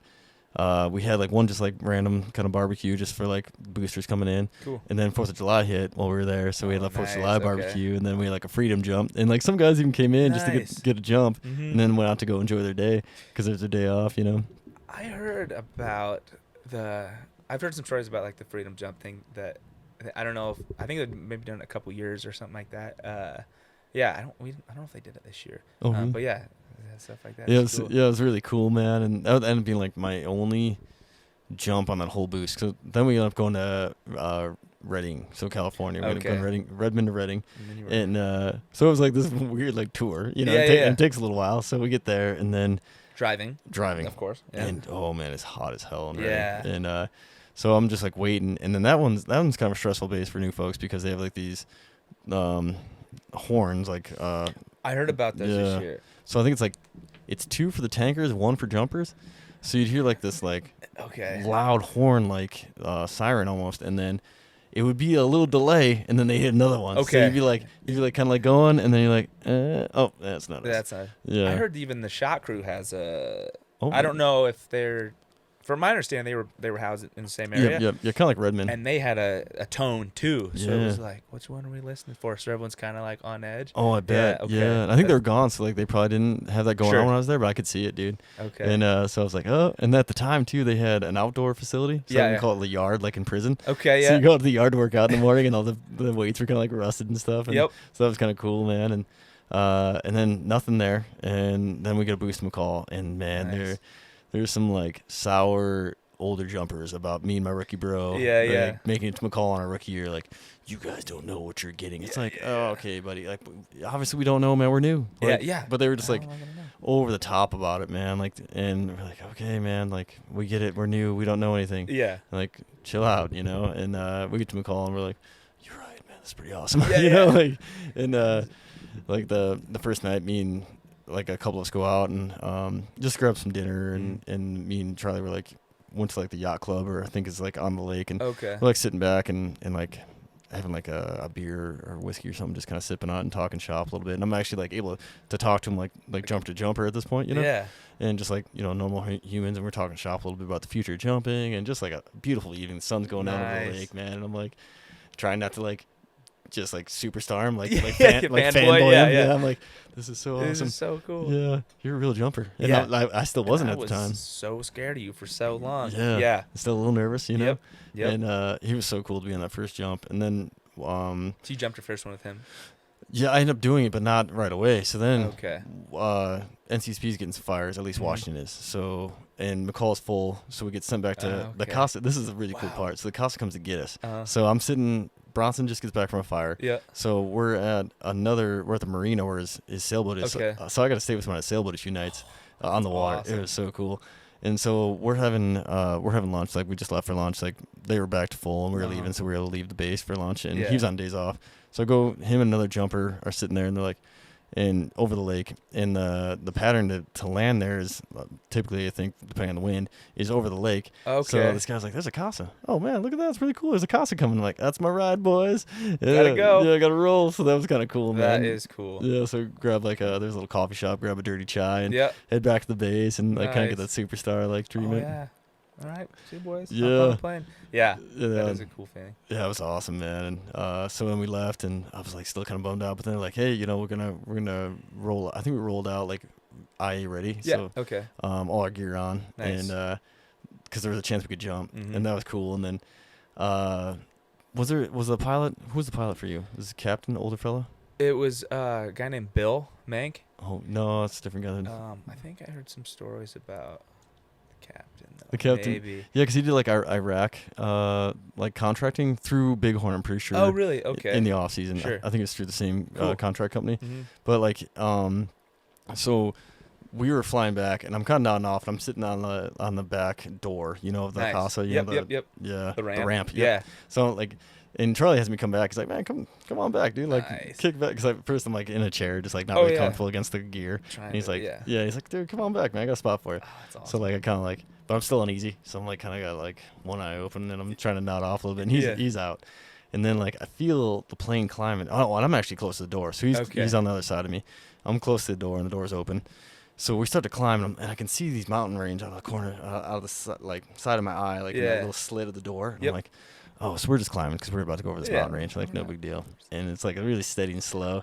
And then I see Iñaki. he's a spotter, but he's Okay. riding like co-pilot, or at least he's got his head in the cockpit. And I see him like whip around real quick and like look at me. Yep. And then he knows they're down, man. And like we got a little like zero cool. gravity feeling for a Yeah. minute. Yeah. And that was super cool, man. I have heard the stories about that. But I was kind of getting close to the door. I was like, oh no. But yeah, there was no chance of me going out. It just kind of like Sure. gave me a little thrill. But it was cool, man. And then so he gave us like a little 0G Yep. action, which was so awesome, man. Like that, you just don't get that everywhere, man. No. Like so thankful for that experience. And then so that wasn't the end of the cool ride. So like we come in, and then someone's like, oh yeah, the captain likes to keep his like Iraqi or like what is it called? Like kind of when you're like under fire, like you're hot landing, like almost like hot LZ landing or something. Okay. Like, Okay. I'm not using the right terms, but Yeah. like his Baghdad landing or something. So Sure. he comes in, and you fly low and fast. You know, Okay. so he like comes and banks in the Met How, and like Cool. I'm looking at this old lookout like out the door. I'm like, Yep. whoa, that's cool, and actually I'm sitting on the bench at this point. You're Yeah. you're strapped in because you're Yep. coming in. And he like comes banking around the Met How, and it was super cool. And then Oh. comes like and slams her down, like Yep. and not like slammed her down. He just came in fast, and it was Sure. like way more gentle than I expected. I thought we were just gonna be like bam. Totally. But he's a pro. He puts Yep. it down nice and like but quick. Yeah. And I was like, dang, dude, that was so cool. Those pilots are amazing. Those pilots are, and like unless you're in the military, man, like you're never really gonna get that experience. So, like No. that's part of the cool, the what's the like aspect of jumping? What's a better word for it? Like, Let's see. Aspect's probably a good word. yeah, you got a better word? What's that?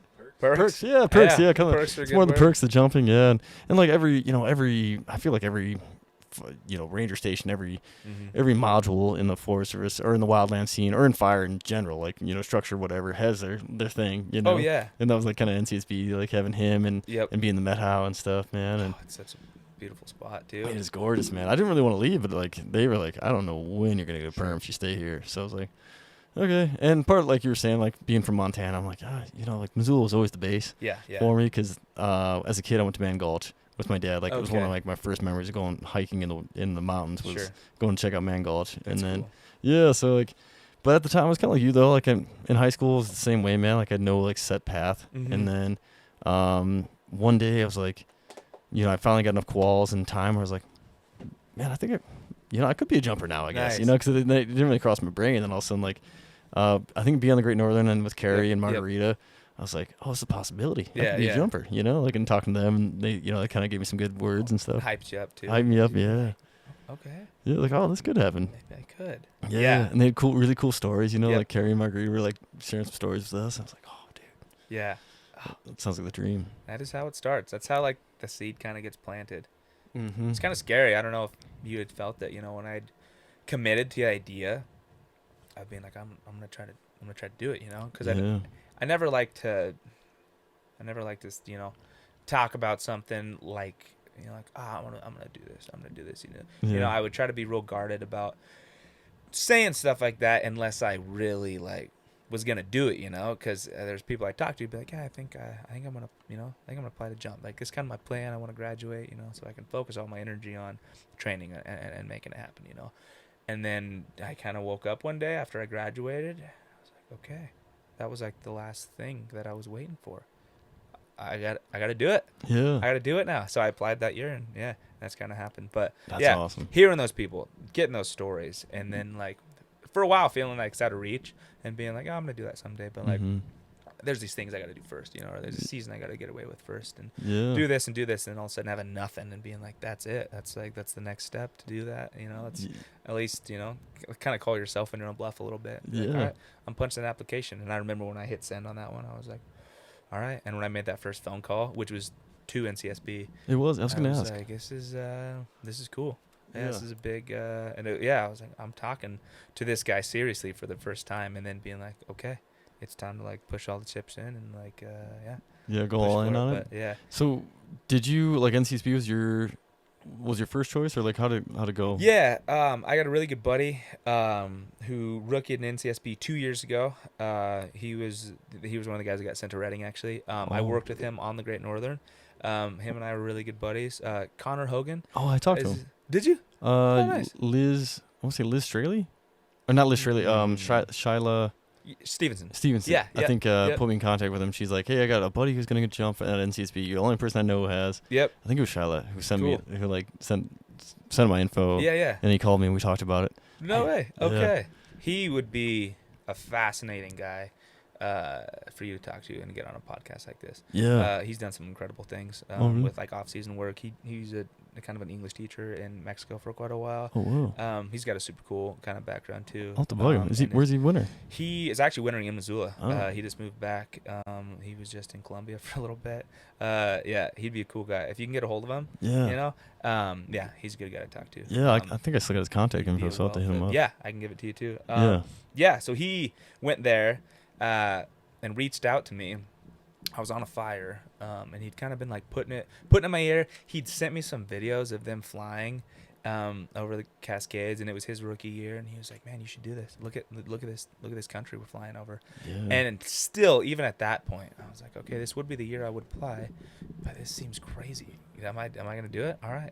So I was thinking about it, and then it was one of those deals where they flew the job announcements super early. Oh, so I yeah. remember he called me on a fire and was like, "Hey man, these announcements are out right now. No one really knows about them. They like shotgun them out. Some of our overhead doesn't even know they're out, but you should apply to it. This is like they might do another list, but you should apply to this one." So that's the one I ended up applying for. Oh, nice. To NCSB, got hired. Was hired by them November 1st of last year. So I'd been laid off at the time. I'd been unemployed for I think 9 days, and then NCSB called me and offered. And I couldn't believe it, because, from talking to other people, they were like, oh, yeah, he'd probably call you in January or something like that. But it was also Region 6, not Region 1, who hires a little bit later generally. Yeah, generally. But it was November 1st. That's and awesome. They had called me. And I'd been on the phone with some other bases, too. I wasn't calling every base. And, there's a school of thought with that, too, of being like, get in the door, apply everywhere and tell everybody that that they're your first choice. Yeah, like, you're my first choice, man. That's and what I was be. like, man, I was having a hard time kind of doing that a little bit, and I wanted to get in the door and I wanted to jump really bad, Yeah. So I was willing to kind of do whatever it took, but I was still like, I still kind of want to apply to bases that like I'm really interested in, Yeah, absolutely. So man. I was talking to West a little bit, and I was talking to Missoula a little bit. I was talking to Grangeville, some of those bases. And as it worked out, I got picked up by NCSB before I even had time to put my apps in for the Region 1 bases. That's awesome, and man. there was a couple guys that I had been chatting to at West and at Missoula and at Grangeville too. And I actually called them all back. And I was like, hey, it's been really great talking to you guys. I appreciate all of that. I actually ended up getting picked up. And they were all awesome and said congrats and all that. So, yeah. it was kind of a very lucky, I consider myself super lucky, and I had a super smooth kind of, maybe not super common way of getting in. Is just like the first base I applied to and called it, like lucked out that I was able to get hired there, and that doesn't happen all the time. And it was I just kind of look at the draw a little bit, Yeah. So I was super stoked on it. So I had never even punch my app into any other, bases other than North Cascades. And, with my buddy Connor being there, I wanted to go there, I was like, buddy. this is a cool experience. Like, it'd be good for me to, I'd only ever worked in Montana on crews and everything. And even though you work somewhere in fire, but it's not like you're there all the time because you're traveling around. But it was a cool thing I wanted to do, is experience more time, like living and working outside of Montana. Like, always come back here eventually. It was cool to get that experience, and I've had some siblings live over there. My sister lives like an hour or two away from me over there during the summertime. So yeah, and that's how it worked out. And then I was like, okay. So November 1st, I knew early, that man. I'd gotten picked up, and That's I was awesome. like, okay.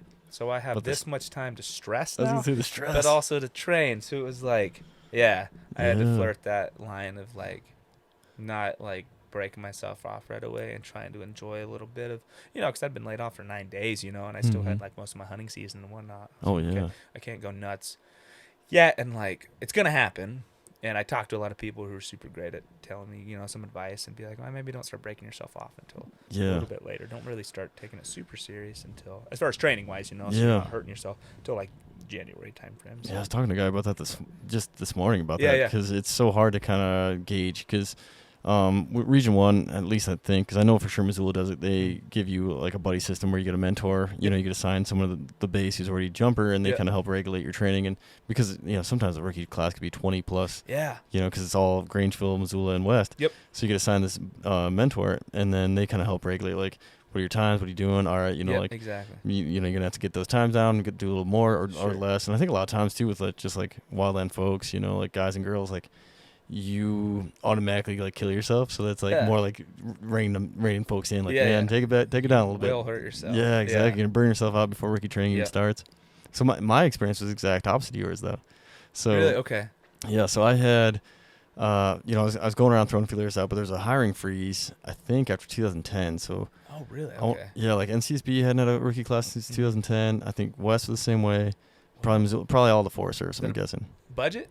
Yeah, budget thing? I think so. That's why the Slash hiring numbers? freeze. Okay. Yeah. Oh, yeah, obviously. Okay. Yeah, so I'm guessing. Like, and so I was really interested in West, and I worked with those guys a little bit more because it's the closest base to Whitehall. Sure. And then, but they were full, but I was kind of like on their reserve. Yep. In case one of the folks, like, who, I mean, these people were dedicated to it, man. Like, these guys were like, they've been on the list, waiting for a position possibly since 2010. So they were, which is cool. And then, I think most of those guys made it. And then, so I was just like, well, I don't know if I'm gonna get hired this year. And then out of the blue, I didn't really know about NCSB because all I was focused on was Region 1. Sure. And then like McCall, I think was like all I had. So like that, like my circle wasn't very big. Yeah. And I didn't really know how the BLM worked, so I didn't even end up applying to those guys because it was like a whole different system. Mm-hmm. And so then I think just on the off chance I put in for everything, but I just didn't know what NCSB anything about it. So I put in for Redmond and Reading, and then NCSB was the only one who actually called me. I was calling everybody else. And so like that piqued my interest, and then doing the research and seeing, depending on who you talk to and the history, the first jump base, Yeah. And so I was like, oh, that's cool, man. And then being small jump base in the middle of nowhere, like you said, out of the region. I'd never worked for been stationed out of the region. Sure. Like I'd worked in Region 3 and everywhere else, at the time, but I hadn't been actually, living. Yeah. So like, and being that far away from home and stuff. So I was kind of the same boat. Yeah. And I ended up getting a call, and I was skiing. I missed it the first time. Really? Yeah, I was up at Discovery, and I got to my truck, and that's awesome. Yes, it was actually Samson. I think had called me and left me a voicemail. I was like, hey man, you got your phone on you, because I just talked to NCSB and did a reference check on him, man. He's like, and sounds like they're really interested, man, and go get him. And I was like, oh, awesome. And then I Washington number, I didn't recognize missed call and in a voicemail, and I was like, oh no. I was worried that they're just gonna keep cruising on the list. Yeah.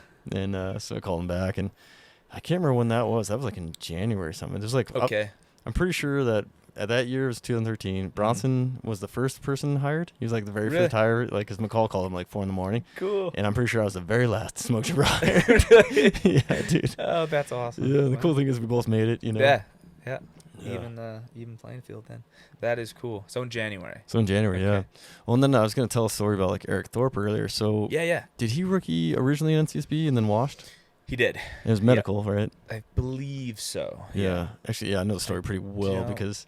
Totally know the full story. Not enough to want to, yeah. Yeah, I know the story pretty well, Okay. mostly because I almost lived it too. Okay. So he rookied originally in 2010, I believe, in that class. Sure. So the class just before me, Mhm. and so we're 13. We're the next class through 3 years later, and because of the budget and everything, NCSB ended up having a really late start to rookie training. I think June Okay. 1st or something was our Really? first day, and it was Oh, super hot, man. It was like that's brutal. yeah, 90 to mid 90s. It was Yeah. like the temperature, and it was like the average, Yeah. and I didn't, and it was on me. I didn't regulate my water Mhm. intake enough that first day because I was so focused on everything. Totally. So by the end of the day, I'm already cramping up real bad. Yep. And I take my boots off and I go to get my running shoes on, and my feet are literally like curled up. And like I can't barely get my shoes tied. My fingers are starting to curl up. And I'm like, by then you're too far gone. Oh, yeah. And then we're going through our last PT cycle of the day, and I'm trying not to give anything away, you know, Yeah. because it's like Yeah, a yeah, bit yeah. of a secret, you Yeah. know. And basically, I'm on the side of a hill, and I got like Yeah. the shits from being dehydrated. Oh, no. So I maybe know the hill. I'm not sure. yeah, you probably know this hill. And I am unaware, and partly because Yeah, I'm just yeah. so dehydrated and just so focused that there's sometimes a bit of a group following, like watching you. You know? Yeah. So everyone's at the base, and I'm thinking I'm like hiding myself. I'm behind a bush, so I'm hiding myself from like Yeah. the rest of the class. But the whole like audience down Yeah. at the base could see my bare ass, and so like lose my socks, and I'm ripping my tank top in pieces at this point. Cause like I keep just like Yeah. you know, it's got like It's dehydrated happening. shits. Yeah, and I was Yeah. like, man. So they waved me off at the very end of the day. Like I just don't quite finish up that cycle, and they're Mhm. like, "Man, you can keep pushing Yeah. and end up in the hospital, and then Yeah. you're done. Yep. Like you're not. Yep. There's no way you're coming It's, back. Rookie train's over. But yep. if you stop now, you walk back, and you know you get some care, and we'll talk about your future." Mhm. And like, dude, I was so stubborn. I was like, I don't want to wash on day one. Yeah. And so basically, I finished the day with everybody else. Just Sure. didn't quite get all the whole cycle in that day. Yeah. And walk back to the base, and they get me in a cold Mhm. area, and they give me just start pumping fluids in me, and they Yep, give me this like Cerolite stuff that's just gnarly. Oh, whoa. Okay. Yeah, it's just like Gatorade, but way more Yeah. intense, and no sugar, and Yep, just yep. all the good stuff. It tastes horrible. Oh, yeah. And then I went and got a ton of Pedialyte, Yep. and Pedialyte. the next day, man, like I was just like on a mission to stay hydrated. Yeah, yeah. And so I ended up like making it through, but I just about done the first day, man. Yeah, I can relate. Yeah, I Yeah, didn't get any sleep that first Yeah. night really, because I just got No. just had to get up and just pee all night long because I Yep. was just hydrating so much, you know. But That was a piece of There's advice some- the rookie trainers gave us. oh really? Was like bring a piss jug Mm-hmm. to bed, and they were like, Yeah. you should be peeing a lot, and you don't want to waste sleep time going outside to pee all the time. So Yep. keep a piss jug by your bed. So we all did Yeah. basically, and it was full. Yeah, it was- yeah. And that's what you want, like you said. And I remember when I first got in the fire, someone told me like, if you don't have to get up and piss in the middle of the night, you're Mhm. probably dehydrated. Yeah, yeah. And I was like, I never had to get up and piss. And, Yeah. I never really have to still, or like once rookie training was over, but Oh really? Yeah. Oh, I got man, I got instilled with it now. You Yeah. know, like ever since then, I was like, now I pee every night. you Sure. know? Yeah. probably for the best. But Probably I think is. I felt like I drank enough water and fluids during those few weeks. And I was like, man, I'm hydrated forever. But Yeah. yeah, So that is awesome. yeah, so that happened to me, and then I found out the story about Eric Thorpe. I didn't know about it Okay. until afterwards, and then they were telling me about it, you know, and they're like, yeah, man, like a guy got in bad shape, and like Eric's one of the nicest guys on the planet, and Yeah, he's he was a like great guy. trying to fight the trainers and like just out of his mind because he was like beyond, you know, like heat exhaustion, you know, and Almost like dehydration. I don't know if it was rhabdo stage, but it was like I don't know how he wasn't. I don't getting think he. to there, right? Yeah, I don't think he quite had rhabdo because his like muscles weren't breaking down. Yeah, that's right. But man, he was in a deep well of bad, you Oh, know, man, yeah. and like no recovery. Like there's no way like IV or anything. I don't think he No. could have came back the next day, and Yeah, it was so felt bad for the dude. But I was so glad when they made it back to NCSB because I was like, I knew that's where he wanted to be, and he lives Yeah. in Washington, so I was like, man, stoked. And I don't think he really understood how much. Like when I first saw him, I was in Alaska, and I was like, dude, I appreciate you more than I could ever even say. Sure. And he's just like, yeah, man, you know, it's tough. yeah, He's, and like, he's super just quiet. so chill and Yeah. quiet. Yeah, he's a nice guy to have Yeah. on the around. Yeah. He's a good face to have. Yeah, absolutely, man. Yeah, So- Eric, he did a lot of things for the base for sure. Yeah, man. Yeah, just all around good dude. And it kind of worked out good because then he got. Did he work out of West? You said. Yes. Yeah. Yeah, I Yep. think So I got trained up in the round or in the Ram Air then, and then Yep. was able to kind of go back to NCSB, and I think he was kind of the first wave of the Ram Air there. So I think so. I don't remember what year that was for sure, but I don't either. Yeah. It all starts to kind of blend together. Yeah. and it really doesn't matter in the end, anyways. But yeah, hearing the old stories too, it's like you rookie win. Oh, okay. I guess. Yeah. Yeah. oh, But- dude, no, I was gonna ask you too is, morning briefing is Yep. is it still in the loft? Yep. Man, is Right there there. a better spot? Like I've been in some good morning briefings, but I don't think I've had a better one than like a nice warm morning with the sun coming in and With the doors open. yeah, and sitting on the parachute packing tables. Yep. It is awesome. That's still where we do it right there. That's You so you cool. walk in, the ops box is on the left. Yep. The wings are right there. Yeah, on your back. The like, name boards are right there, and there's Yeah. like a couple benches there, but people just kind of shotgun out and That's sit cool. on the table, Yeah. drink a little coffee, and Are those yeah. big parachute packing tables still there, or they changed those out? The Ram Air ones are all in the loft, and then if there's a round that needs packed, it's in the warehouse. Oh, gotcha. Now, which is like warehouse will do cargo shoots and the rounds, and then like upstairs, is that where you would do streamers Mhm. still? I Yeah, was gonna streamers ask. table is still there. Yeah. Did We you- got really familiar with those. I was gonna ask. Yeah, I guess I don't want to give too much away.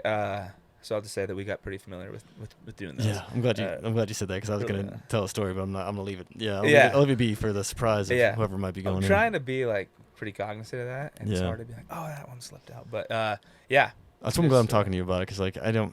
One, I think I forgot a lot of it, so like Sure. I'm not trying to give away any of that away, but yeah, like that's a good way to put it though. yeah, Yeah, you get familiar with the area. yeah, familiar with the area. Yeah, and there's some trade secrets that you gotta learn them. Yeah, and experience it, and I think that's when I was really like starting to just enjoy the moment of even like fire in general. Like I started like realizing like I think I was enjoying fires and stuff, and you'd be sitting down like if like me and you and steering around a fire, we'd just be sitting down like during the mop up stage and kind of winding down, or even just like at the end of an IA shift where things are winding down. You're just like, yeah, man, it's pretty cool, like Yeah. beat like super tired, but like just kind of enjoy it for a minute. But I don't think I really started taking it in until after making it through rookie training, and then I don't know. I think I just stopped taking stuff for granted more. I was like, Yeah, man, like I just sit there like and enjoy morning briefing more, like because be a little more present. I yeah, think, a little more. That's a good way to put it. More present. And at the time, there's two. I'm pretty sure there's only two. Maybe there's three. But they're the round packing tables, the long. Yeah, skinny. yeah. So like that was like you walk in the loft and there's that. Okay. And then there's three. I can't remember. I wish I could remember better. But so like everyone just like plop down one of those or on the bench, and then go up to the morning briefing stuff, and Sure. it's just beautiful morning. That ops box is super cool. It's a sweet. Yeah, there's some fun mornings there. Yeah. And that's kind of how it's set up for us now. There's 4. You walk in and there's 1, 2 stacked up pretty much right next to you. Maybe there's more than that actually. But yeah, in that same room. But there's a Cool. couple that are like back to back, you know. Yeah. So if it's full, like we had small base, not a lot of guys were sent out, so we had to get some. We got some help. Came in during rookie training from other bases to like help us for packing support, basically. Yeah. So as rookies, we were like looking around, seeing new faces and new scary, real smoke jumpers that were in the building. That we were like, there's more people we got to be intimidated by, who were like exactly. doing us a favor and Yeah. packing all these shoots, because there were some days that we had a couple 3-jump days, which were pretty exhausting. Yeah. And Those then are, aren't they? after learning how to pack, was like, man, those guys were doing a lot of work. Yeah. Obviously they're much better and faster than we were, and are. Yeah. But I was like, those are long days doing that. Yeah, man. So yeah, Tough work. They were doing us a solid for sure. It's wild how 3 jumps in a day will wear you out. Like, I don't know if the sport world has that. I think because of the stress you're under as a Sure. rookie, like when you do a 3-jump day, you are just like whooped. It was weird. Yeah. I would go to bed, in various states of disrepair and Mhm. exhaustion and whatnot, but like that mental kind of exhaustion. And I didn't get sick in the plane. Luckily, I never really got sick in the plane. I got a little bit of it here and there, but never bad. But there were a couple nights that I remember like going to bed and laying there and almost feeling like I was like shaking a little bit, like Yeah. I was swaying, and it was kind of after those 3-jump days that were like not as physically, because they didn't have the time. You weren't PTing as much because you were jumping and then putting a new parachute in your back and doing this and watching your exits and whatnot. But mentally, it was crazy. It was like Yeah, the mental exhaustion that I hadn't really experienced even like in school, because you don't. Mhm. It's not compounded on physical, physical stress or whatever. Yeah. But yeah, a crazy feeling of being like, Man, what is like, and yeah, there's so much input I in, gotta- in one jump, like yeah, like all the visual and tactile things that you go through in just one jump, and then multiply by 3, you're like, and it's fast, it's fast. right? It's fast, but then it's like you have all this time to think about it, getting back to the base, and then they tell you things, and you're like, okay, this is what I got to work on. So Yeah. now I got to focus on everything else, plus doing this thing that they told me I need to work on. And digest it, and but it's then awesome. put it back into And practice. Put it back into practice. Yeah, like And right then- away typically, Yeah. like if you're doing a 3 jump day. which is good because Yeah. it's fresh still. Yeah. But then if like the parameters change, you're like, oh wait, we're doing something different on this jump. That thing I got to work on. Yeah. Yeah. It's cool. Yeah, and It's a cool process. yeah, and Bronson actually put this bug in my ear this morning too, and that kind of segues nicely into it. The mental. Did you feel like kind of like a mental change? Because I felt Throughout it. yeah, and like I mean throughout your whole rookie year, and especially like after rookie training, because like you were saying earlier, and just kind of hinting at like it was like this pedestal, right? And I think like all type 1s kind of have that like rappelling and hot shotting and smoke jumping. Sure. It's like, oh man, because you look at these people as like a higher specimen of humans, Sure. like that are these hot shots and smoke jumpers and repellers, and then like you get into it and then you are grinding and it's like it's something that like even other people tell you that you can't do. Like I had a few people that were like, yeah, he's gonna wash, Yeah, like, yeah. that weren't saying that to me, but they're telling to other people, Sure. and then just you have the negativity with anything you do. Oh you know? yeah. And so I think that like accomplishment and then like the mental victory I had with it, Mm-hmm. and it wasn't like for me to go out and brag. It was for me like more of like a confidence booster, I Totally. guess. Like I felt like I could handle like a big stressor, like that's a 6-week program or whatever it is, depending on your rookie class. Yeah. And we'll just say 6 weeks because that's what it's supposed to be. Yeah. So like a 6-week program that like it seems giant, right? Totally. And especially day one, you're like, oh man, like it's a lot getting thrown at you day one, and you're like, I got to do 6 weeks of this, Yeah. and be able to go in and have a positive attitude and just get after it every day and just know that's not going to be done. Like you're gonna finish that day, and you still have, especially day one, you still have 6 more weeks of this, Yeah. and to be able to like compartmentalize that and just keep cruising. Did you have that at That's all? another big compartmentalized word. Yeah. It was a big one that was used a lot, and I think, I'd in other aspects of life maybe I'd ran into situations where that was a term that was used, and I obviously understood it, but like I didn't fully understand it until that that process, because you have to, and I had just gone through school and I'd graduated college and I'd learned this a little bit, so I felt like I knew how to study a little bit. I was never like the best student by any means, but like I knew how to study. Yeah. But that was like, at least at first too, like we didn't get books right away. There was kind of some handouts and whatnot we got, and a lot of stuff. We were taking notes and whatnot, and I was like, okay. And it was like this fire hose kind of information. Yeah. But then like the pressure of it, like I got to know this by tomorrow, or something's gonna happen, like I gotta learn this. That pressure I think helped a little bit, and having that like kind of backed into a corner sort of feeling, of being like it's pass or fail, like it's win or go home sort of thing. Yeah. And I guess in my situation, and I think a lot of people do it this way, is like I tried to make it that I had no other option than to make it, or Succeed, I was like, yeah. all right, I'm jumping or bust this year. Basically, I'd given up. I had just gotten a perm job on the crew before, that I'd given up to jump, which kind of felt right. I was like, all right, I don't want, an alternative really. Like I want, if I drop out, if I wash, I want to, experience that too. Like I don't want to wash, but I don't want to have a fallback plan that's safe. I want to have to. In the back of my head, I was like, man, maybe I'll have her summer off for the first time. And it wasn't something that I wanted, but I was like, okay, I'm not going to have a solid backup plan. I'm going to put all my energy into this, and if I make it, then that's the goal. But if I don't, I'm going to kind of figure it out from there. But I didn't want to have like a plan B, like a safe, like a fallout plan, Yeah. But yeah, totally.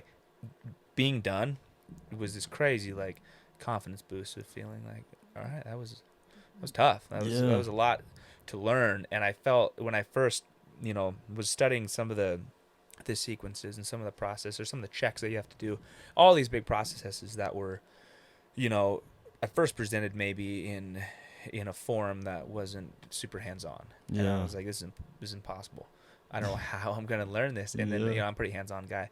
Me too. So then once that starts happening, it's a little more tactile. It makes sense. But at first, it seemed, way above my head, and without like obviously trying to give too much stuff away. It was like, yeah, it's possible, Yeah. but it didn't seem like it at first. And I'm kind of one of those guys that would tell anyone that's like, man, if I could make it through that, like, you definitely can. Same. The shape that I was like, I got super sick right away going Oh. into it. Like the weekend, actually before going into rookie training, I got like super sick that obviously didn't get better, and it ended up being like pretty gnarly sickness.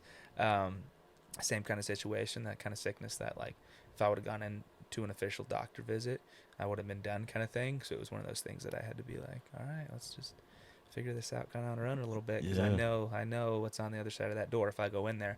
So I like added to it a little bit. That's huge too, because you can't get that anywhere. Because I remember thinking, even going in, like, this is the hardest training that I know of that for a civilian can go through. Mm-hmm. So there's that, and then like you said, like sometimes you only get one crack at this. Yeah. So it's like I had the same mentality, and like I don't know how it'd feel if I wouldn't have made it, if I wanted to, Sure. gone back. And man, like being a detailer, like you said, because like as a detailer, you always have that backup plan. So I think that would be a little bit of that creep in your brain, like.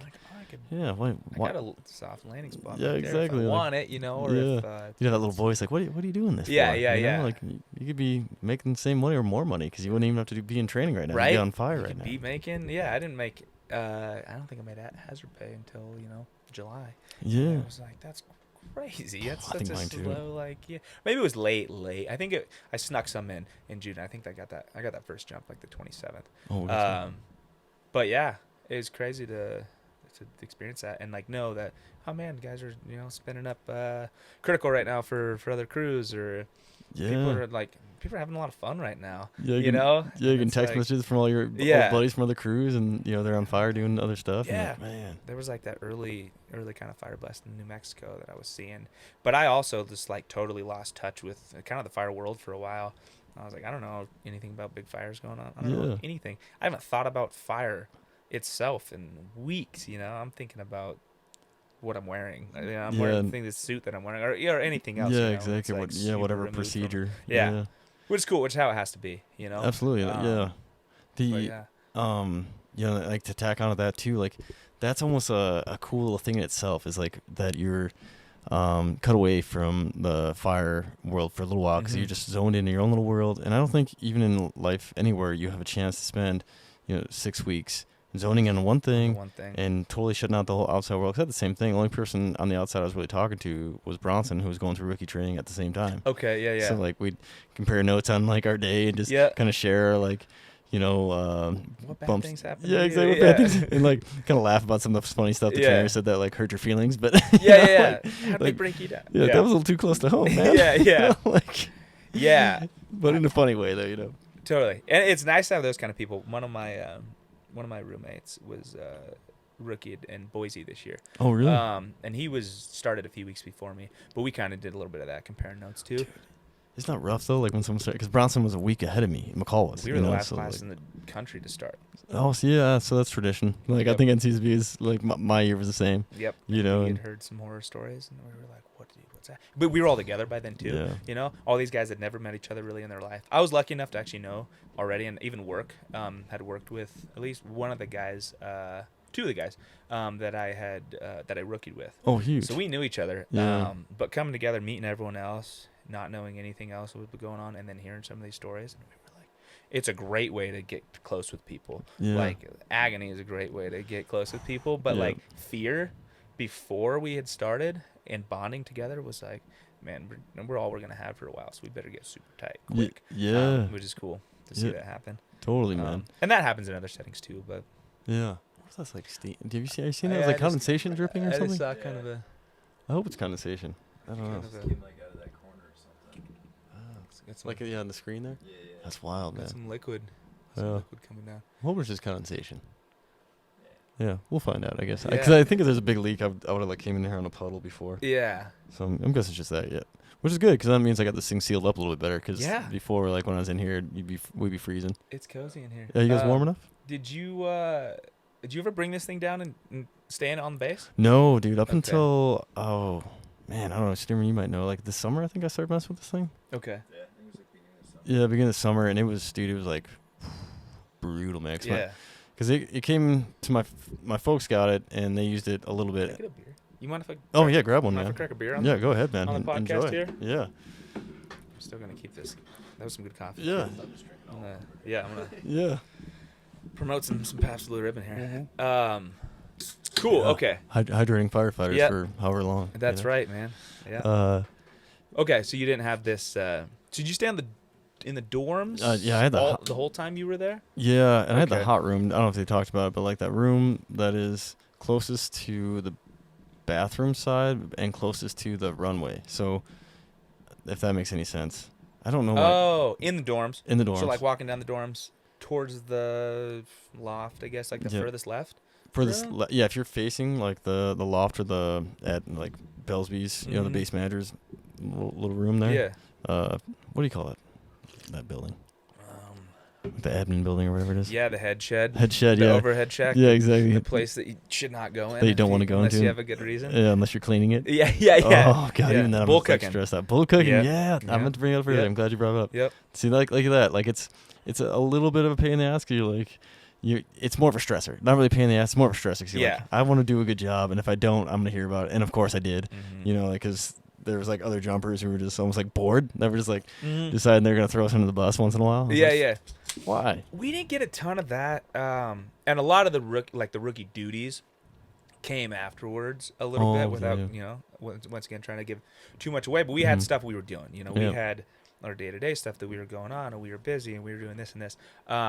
So after kind of graduating, is when some other daily going on things happened with us on the base that they were like, all right, here's how you kind of be a rookie. Yeah. Because until then we were, candidates. Yeah, yeah. We were rookie candidates, Yeah. kind of thing. Yeah, 'cause we had kind of the same thing. Kind Like, of earn the right to even be called a rookie. yeah. Then you relish it even more. You're like, oh, now I can be called a rookie. Yeah. Can't wear anything, but I'm a rookie now at least. I'm Yeah. not a candidate anymore. Yeah, not a kid anymore. Um, Yeah, and then I don't know if anyone told you, but like we were like reminded that we weren't smoke jumpers yet. Like felt daily. It probably Mhm. maybe it wasn't that, but maybe it was. I don't know.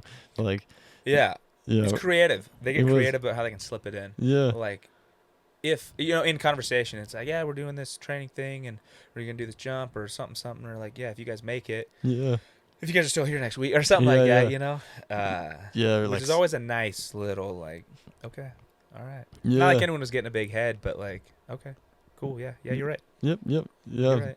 yeah, and then and like they call like a base meeting or something. They'd be like smoke jumper, like almost like smoke jumpers to the box and rookies, because like Okay. we'd made it out of rookie training at that point, but we're Mhm. still in smoke jumpers. We didn't get our first fire jump yet, so it was like Oh. smoke jumpers to the box Okay. and rookies. You're like, oh, I think I remember the first time after we made it. Well, because that was the other thing is I didn't spend any time on the base not being as a jumper yeah. for a long time because I graduated rookie training, left that night, drove back to Montana.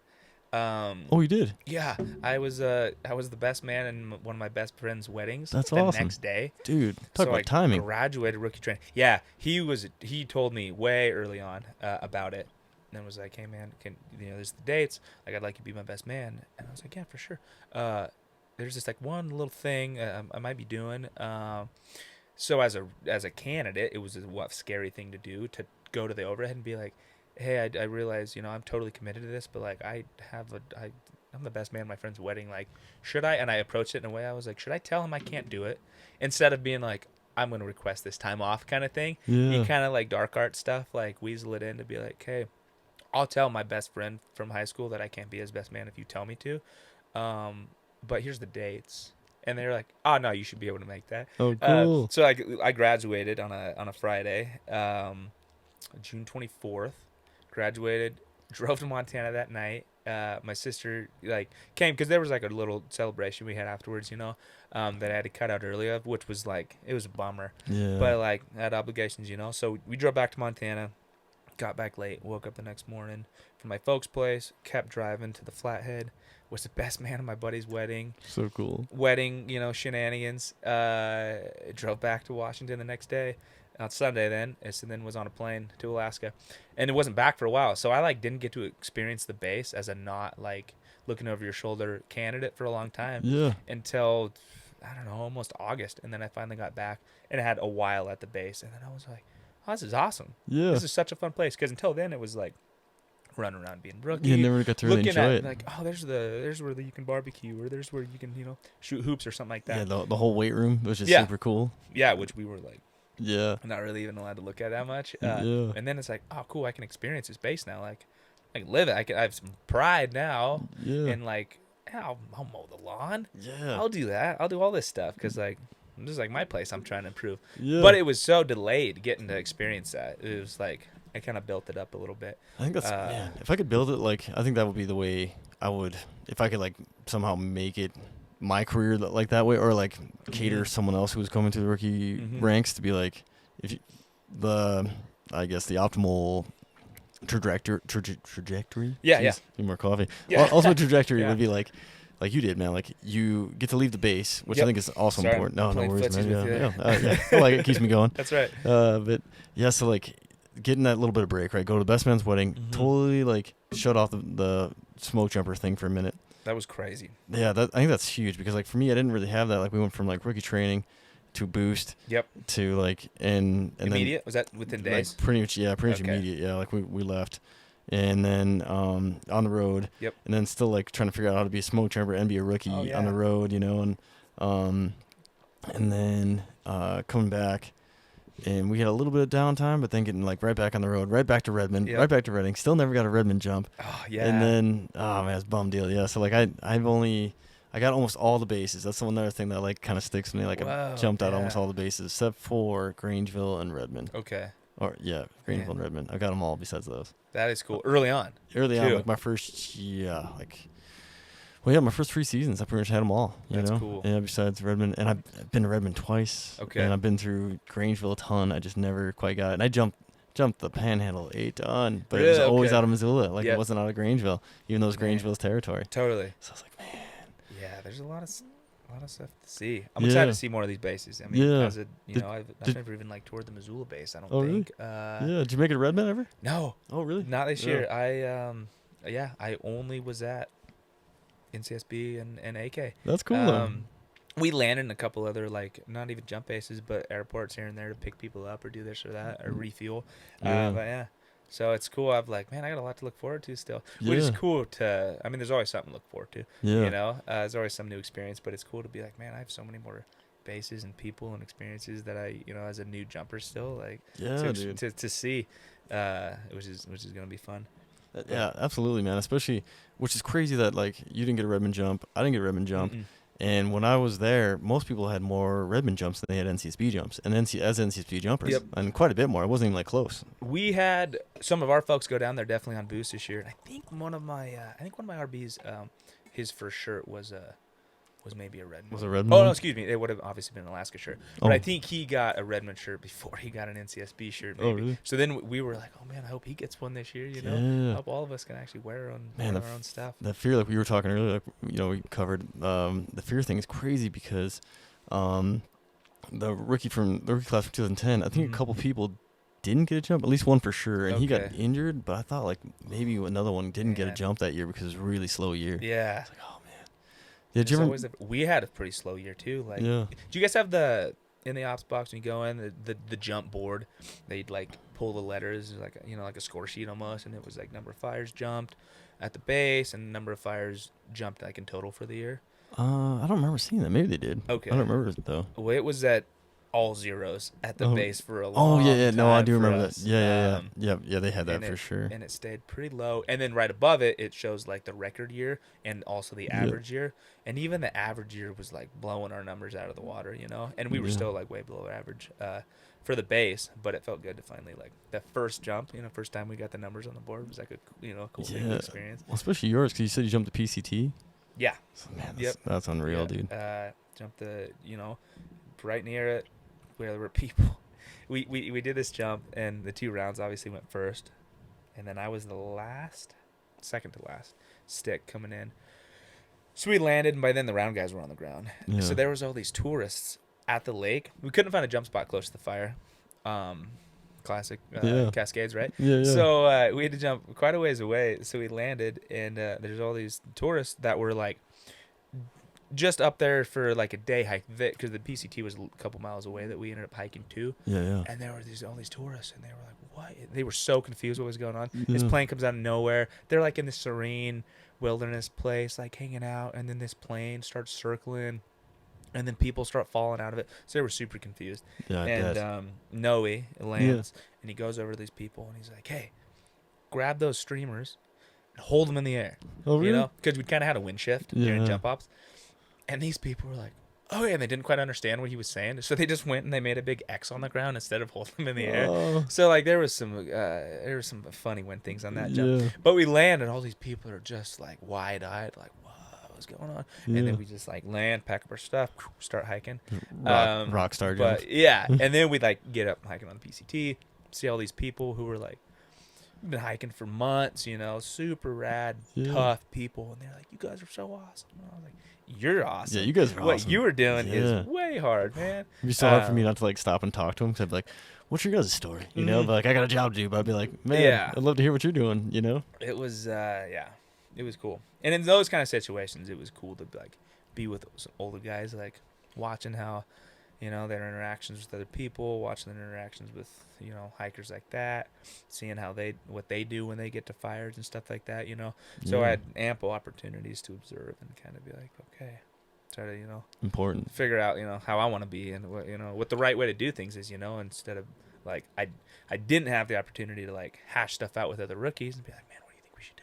Yeah. So I just had to watch people and be like, okay, and kind of like stay back a little bit, you know, and try to, you know, not take charge, but like jump in and, you know, do what I could do, but without yeah. being like, Eh, you know, yeah. Yeah, adding to it, Without not any taking away authority, from it. obviously, but Yeah. yeah, it was cool. Yeah, Good way to learn it. absolutely, man. That's a good you know, thing to put out there too for folks who might be going into rookie training. Is like definitely want to be helpful. You know, you don't want to be in the way, and you don't Yeah. like you definitely don't want to be taking charge unless someone wants you to take charge. You know, Be a sponge. be a sponge, exactly, Kinda- especially that first year. You Yeah. know.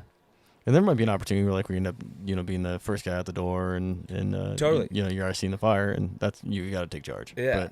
But Yeah. if you're not, then yeah, it's good, like you said, to be a sponge, be a good follower. You Yeah. know, and that creates good leaders, right? Good followers become good leaders. Oh yeah, and people see that too, and the old guys do, and they're like, oh, this guy, okay, he can do it. One Yeah. of my RBs, who was the youngest guy in our class, was one of his first fires in Alaska was like jumper in charge. Yeah. You know, so I got a picture sent to me in our group chat of him like in front of the plane with the headset on. Yeah. That's awesome, Luke. That's so cool. But yeah, it's awesome. Yeah, a it's something sweet deal. special when you get to be jumper in charge the first time too. Have you had that yet? No, Yeah, dude, that's I super got cool. lucky every time. I was like second man.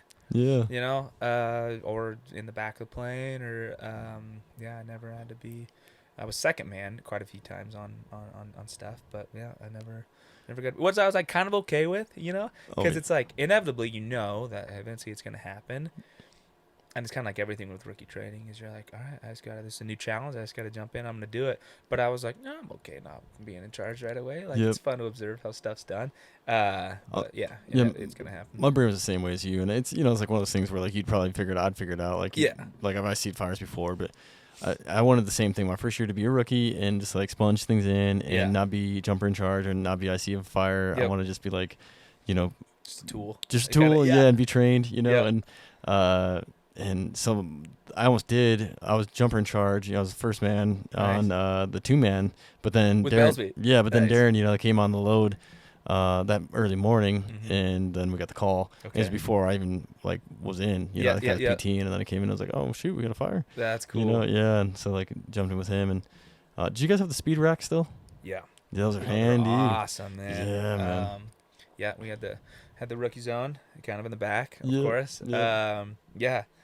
That's funny you say that about Darren, because I believe that last jump I had with him, it was like the same situation. I think he came on the load that morning. Yeah. You know, I was like, I think it was his first fire. Maybe it was the only fire he jumped all year. He was like, come on the load. That's and then cool. that happens, and we kick everyone. And we didn't know at first how many guys we were gonna kick. You know, because you never do. It's like, is this 2-man or 4-man, or like, what's going on? But yeah. And what did you guys end up throwing on it? Ended up Full stick? I think Full we threw load? I 7. mean? I think we threw 7? 7. 2. Yeah, I think there were 7 because there was one single man ram stick that came down which was pretty cool. That'd be nice. Have a whole airspace Have a to whole yourself. lot of airspace. Yeah. And I followed on that one. Yeah, it was a fun jump. I'll tell you the story about that one after the camera's off. But, Absolutely, there's man. some fun things that That's can't say too much, but Yeah, that's so cool, man. And yeah, that's the only tough thing about kind of like this podcast is like, you know, you don't want to give away like stuff, but like trying to tell people like how fun, you know, like fire is, and especially like all aspects, you know, like smoke jumper, hot shotting, all that, you know. we had one of our trainers. Sorry, I'm kind of just going now. No, do it. We had one of our trainers, super awesome guy. He wasn't one of our lead trainers, but he was just like a stud at the base, freak athlete, huge runner. So he'd be one of the guys that would run with us a lot and talk to us while we were. Yeah. And I remember one run, he was like, man, and this is not giving anything away, but he was like, you guys have no idea how good it is. Like you can't even conceptualize how awesome it is to be on the other side of this. So like, just do it. Like finish it, you know. And it was like it was motivational in that warped kind of way of being like, yeah, don't quit it, you know. But like, you have no idea how awesome it is to be on the side of things, and you're approaching it, but like you're still a long ways off. But just like, it's worth it. The juice is worth the squeeze, basically. Yeah, dude. All right, cool. And then getting done with it, be like, that was so right. Yeah. It was so right. It's so hard to see sometimes, but like, there's rare moments, as you know, obviously during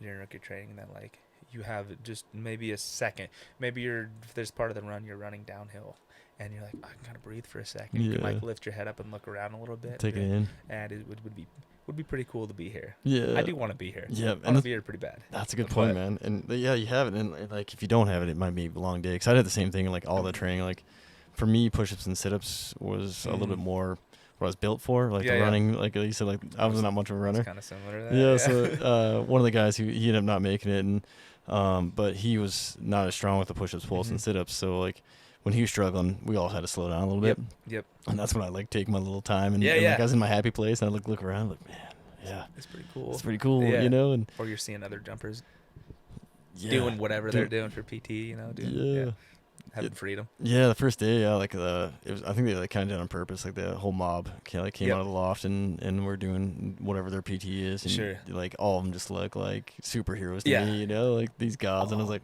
yeah, you know, that's what I want to be. I was like, oh man, they're so awesome, you know.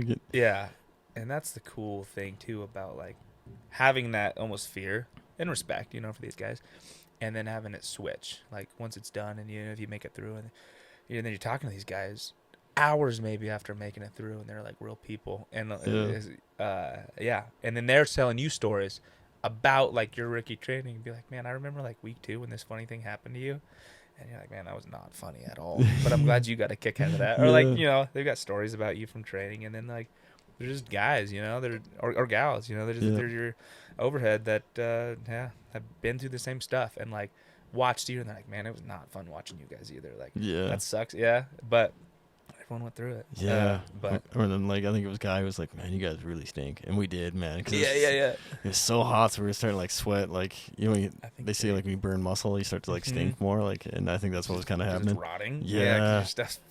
Yeah. I think they told us like you guys should definitely wash your yellows. Yeah, I got to a point where I would if we were on base, they'd give us a little bit of a lunch break, you know, and I would like switch during units week, definitely I would switch my yellow halfway through the day, because my other one would just be so drenched, and I'd be like, it was like my little happy. I was like, oh, I get a new yellow for a minute. Like, or but you find little things, little to, victories, like, key in on, like they I read a book, is No Easy Day, so it's about like SEAL Team 6 and stuff. But in that book, is that a Goggins book? No, it's Who was that? I can't remember who wrote it, but I think Jack Carr, the Navy SEAL author, he talks about like Jack Carr's awesome. Yeah, he's awesome, and he knows. I think he knows that guy's an author, and there was something. Okay. He didn't go through the right channels or something, so like that was I thought it was a well written book, and it was a big book. I mean, I ended up getting it at Walmart, and when I was working with God, man, my brain's about done for the night. When I was on the Northern, and there's so many N's, like I was like NCSB Northern. I know. So when I was on NCSB, and I was just like, I know I'm gonna a lot of driving, you know, and out on cruise. So like I know I'm gonna need a book, and I just happened to pick that one up. It was like the best thing out of Walmart. Cool. That like I wasn't much of a reader. Mm-hmm. But in that book, like, there's a lot of good nuggets for like getting through something tough, like rookie training. And one of them was for him, for Buds, and all Navy SEAL training, was the elephant theory. Have you ever heard that? Like, how do you eat an elephant? Oh yeah. Okay. Yeah. One bite at a time. One bite at a time. Yeah. Focus on that bite. You don't focus on the full elephant. 'Cause Yep. you focus on the full elephant, it's like looks impossible. But just focus on that bite, and like when he was talking about his, he was like small bites. Like I'd focus on getting through that cycle or whatever the training was, and then also like make it to lunch. That was my victory. Make it to lunch. And that's the same way. And I'd like re-up on my caffeine typically. Like I'd. Oh, nice. Okay. Yeah, I get like a bunch of electrolytes in me and like some of those shot blocks that have the caffeine in them. Oh yeah. And I like to give myself another little boost, and I squirrel away a few snacks in my pocket too. So like. Oh yeah, you'd have to. Yeah. And that's like the compartmentalized thing, kind of. Mm-hmm. Kind of a goofy story. But same thing. It's kind of how I operate a little bit. I kind of have some little thing to focus on or something. So one of my ones during rookie training, I never expected it to be, but one of the nicer things they did for us. Which isn't giving anything away, but they gave us Gatorade. They had Gatorade like supplied kind of for us, Oh, cool. like a cash fit when we first got there. They were like, yeah, you can have a Gatorade. So at the end of the day, we would usually finish in the warehouse, depending on how the day went. But there was this fridge in the corner, and that had this fully stocked with Gatorade, And a lot of times when I'm doing a hard workout or something like that, I just want to chug some water or chug like a Gatorade right now. So it became this thing for me, this like symbol for me that I was like, man, dude, if I finish this run, if I get done with this day, I can go over there and I can chug a blue Gatorade. Yeah. Or excuse me, I think it was Powerade. Yeah. But that was like the tiniest symbol. But for me, it was huge. Yeah. And like, instead of focusing on this or that, or, like your head would start to get, squirreled away. But I would be like, okay, I cannot wait for that. I can like taste it, And it was like one of these little things, like silly. It sounds super silly, but it's one of those little things that for me, I was like, that was like one of my, there was other things. There's a lot of ways that you can like put things in your head for motivation. Yep. That's important. But like pushing through a tough thing for me, I was like, all right, dude, finish this. There's a blue Powerade sitting over there. It's going to taste so damn good. Maybe I'll drink 2 of them, you know what I mean? Yeah. And it would help me. It would weirdly, I would just like imagine it like kind of like the Oasis thing, and it's all you want. And I would like think about that and be like, it would just turn my brain off for a little bit, Yeah, totally, man. Like you go to your happy place. Thinking about that, how good that's gonna be. Oh, it's so funny too that it was that thing. By the end of it, I was like, dude, if I get through this, I'm printing off. I'm getting a big ass poster that's a blue Powerade. I'm putting it, and no one's gonna know what it means, but I'm going to. It's gonna be. I haven't done that yet, but I think I still might, because it was like just one of those silly things. That's all you need. Like everyone's different. Everyone's wired different. Everyone works differently, and it's like. Some people just put their energy into different things and have different symbols that work for them. And I had different ones too, but for me, I was like, all right. It was kind of the funniest one. It clicks. But dude, that's a great one though, man. Like I think that's good food for thought, because mine was similar. It was coconut water though. Nice. Okay. Cool. So I'm not crazy. No. Yeah. My rookie bro was into coconut water, and so he kind of recommended it. And then our tradition was, we grab a towel. I'm gonna say like we grab a towel. We'd be in our flip-flops, and then grab our trunk. We'd have our trunks on and a sweatshirt, and grab our coconut water. We'd go to the river, and then we go sit in the river. We'd our spot, and we'd roll up our sweatshirts, throw our hoodie on, and then we'd be in the river with our coconut water. Yeah. Dude, we did the same thing. Oh, really? Yeah. So good, man. Same thing, and that's all I'd be thinking about, especially when, it's hot and you're tired. And I think it really helped me, man, because like it kind of gets your legs back. It's a lot of inflammation out of your legs, and the coconut water helps revive a little bit. Yeah. That's funny. We did the same. We were at a spot. Awesome. We'd finish and we'd all limp together to one of our cars after the day was over, and we'd if depending on what time we got done, we'd cruise down to the river, stand or sit in it, and So cool, man. Yeah. Sometimes there'd be people around, and they'd be like, "What are these guys doing?" Same. But we used to go to the park, and Winthrop there, and it was awesome. Man. But it helped. So good. It helped. And it was kind of like it felt good to get off base a little bit, and that's one thing maybe about doing that kind of that program on a base where you're living on base is like you never really get a reprieve from the people running around you all the time, but you're like in that area, where everything's happening. That area equals stress for a while. And it's kind of like I just want to drive, and it felt like freeing to be like, I'm off campus a little bit, no one can hurt me here, I don't think. Exactly. My safe zone. That's good. That's a good call, man. Get your little vacation in. Tiny little things go like so far. And to kind of paint the picture more, it's like at that time of summer, those evenings are cold. So you get off and it's like Oh yeah. the sun's going down a little bit, temperature's starting to drop a little Mhm. bit. So it's like not real warm. So people in the park are like looking at you like, Who are these guys? why are they getting in the water? There are all these like 20-year-old dudes looking like they're broken and like Yeah. limping so horribly, dude. Oh. Or Yeah. Yeah. Just Uh, ribs at that point, you know? Yeah. Yeah. But yeah. Yeah, that's That's cool, important, man. man. Having those little victory dances at the end, like kind of. Mhm. And I remember, I don't know if he's still jumping. He was a PJ. Simon, do you know Simon? No. Yeah, he might have moved on to something. I thought I heard of what he was good doing Was now, he but an NCSB guy? NCSB guy. He's Ah. kind of had the medical program, and Okay. he was like, "You guys look bad. Like, Yeah, you yeah, guys look real bad. Like, yeah. I need you guys to go out and like get some pizza tonight, get some like calories, that's because cool. you guys are." It was, and I think it's mostly because the heat. I Sure. don't think we're doing anything worse than any other rookie class, but Sure. it was just hotter. You know, Yeah. so we were burning a lot of Dude, calories, and We dodged that bullet. yeah, and so he's funny, and so yeah, we end up like we once a week or something, and you're kind of broke because you're waiting for your first Mhm. paycheck then, so like. Definitely. Yeah, like we were on fumes, so like once a week we go get some kind of greasy Mhm. meal, to try to up the calories, Yeah. But yeah, you're, Hoping to not see anyone out there. yeah, too. exactly. Yeah. Like I just want to be in my own world. Yeah. And then, but your output, like the caloric output versus input, you're gonna lose weight if you don't have Mhm. if you can't match the output, right? Yep. So like, it's almost impossible to match the output of rookie It training. would be and for the first few days you maybe couldn't even eat. You know Yeah, what I mean? that's how. Yeah, that's how I was, man. Yeah, like I Yeah. had no appetite like for the Mhm. first. Pretty much kind of the first week, I lost a ton of weight that first week, and Did ya? it was so hot. Yeah, like did they weigh you guys at the beginning, at the end? They weighed it. No, they didn't weigh us at the end. We kind of did, or Oh, like yeah. personally ourselves. But that first day, yeah, they checked us in and weighed us and everything. I don't think we did one at the end.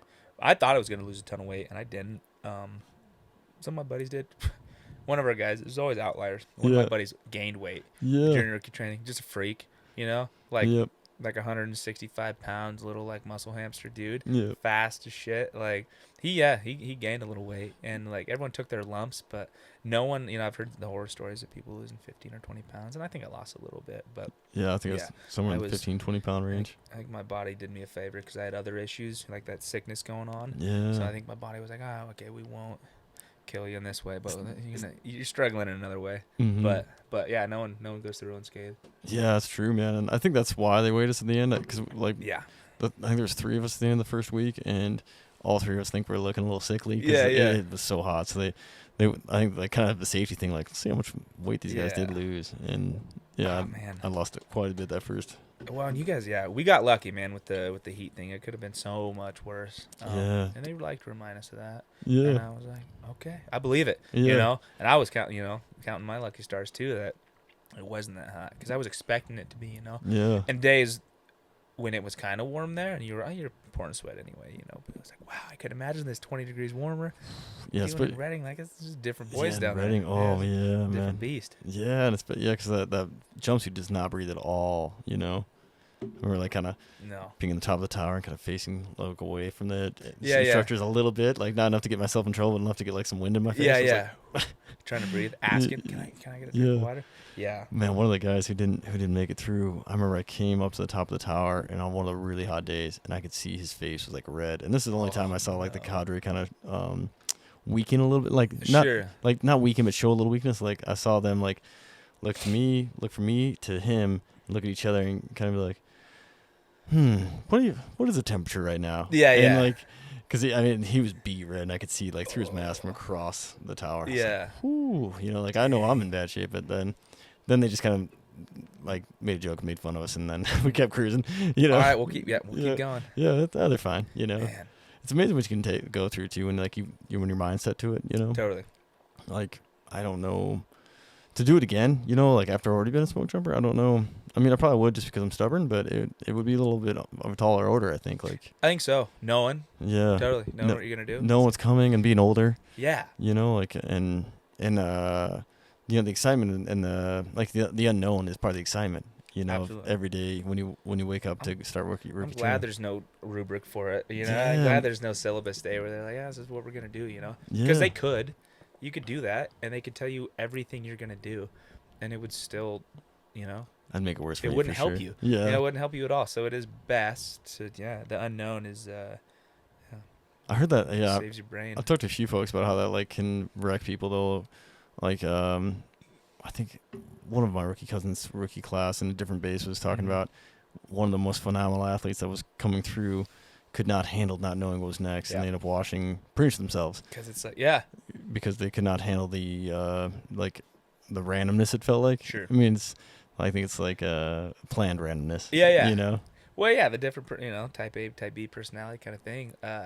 You got to turn a little bit of that off. Like, I'm a fairly OCD person in certain aspects, but there were some situations where I was like, I got to turn some of this stuff off. Like, I'm not in control. Yeah. You can't be. Yeah. You Exactly. don't want to be. You don't. It's Yeah. like, Yeah. Let it go and just handle it. And don't tell me what I'm doing tomorrow. What's worse? A couple times that did happen. It was like, then you just think about it all Oh, the I time, know. And that wasn't often, but there was a couple things that they had to kind of tell us that maybe we were doing something tomorrow. yeah, And I'm then with you you. go to bed and you're like, okay.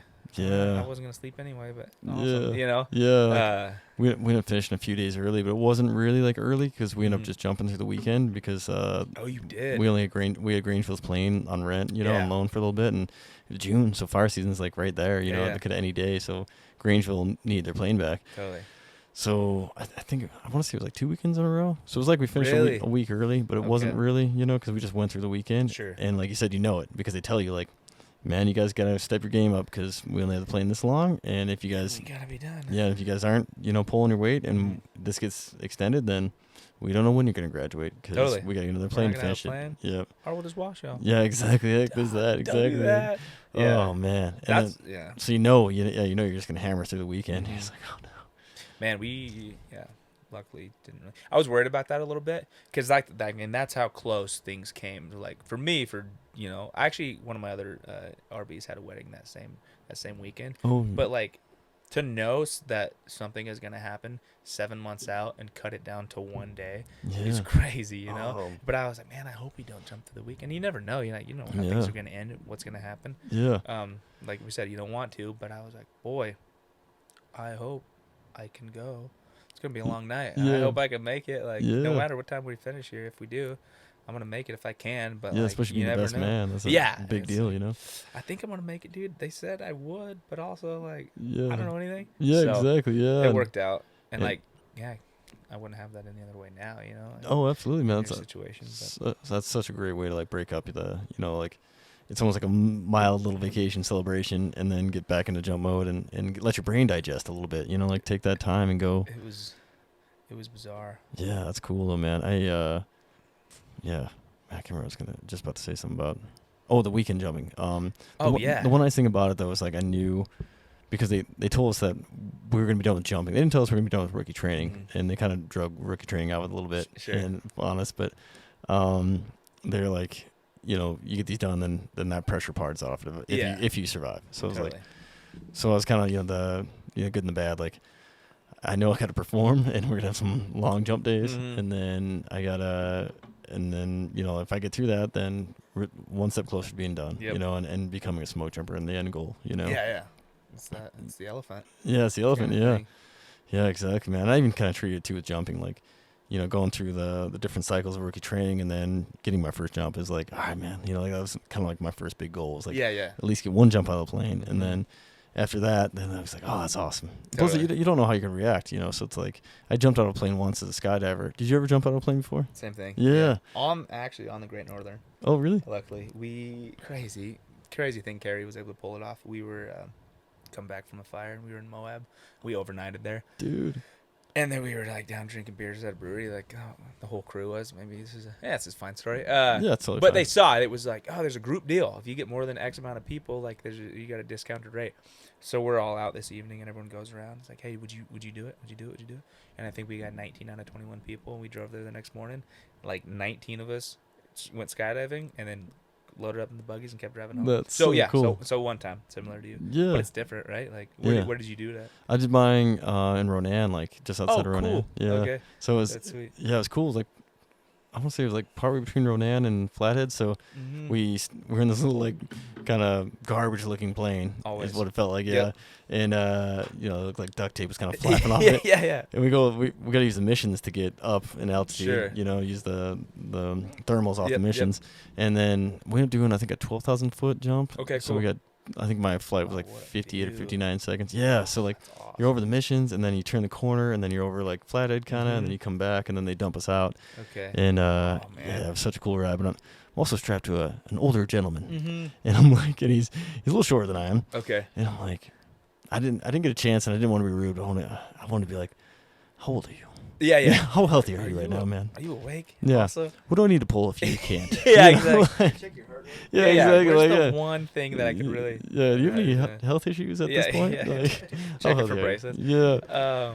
So, and then we land, and I'm on the front of him, right? Yeah. And he's like, tuck your legs, and I do, and Mhm. his legs are not long enough to Oh touch the my ground God. still. So yeah, toes to my face, Yep. and he's like riding me like a Oh. horse. Yeah, like, yeah. like my buddy Dylan, I think, had a picture of it, and he's like, he's got his legs tucked up like a jockey, and he's on my back. Oh my God. just like got my like sweatshirt or whatever I'm wearing, like the suit maybe, and he's Yeah, just like yeah. holding it, and he's like kind of smiling for the camera. He's like, I'm just like, I had a good jump. That Yeah. was funny. that was great. I was like, Man. oh man.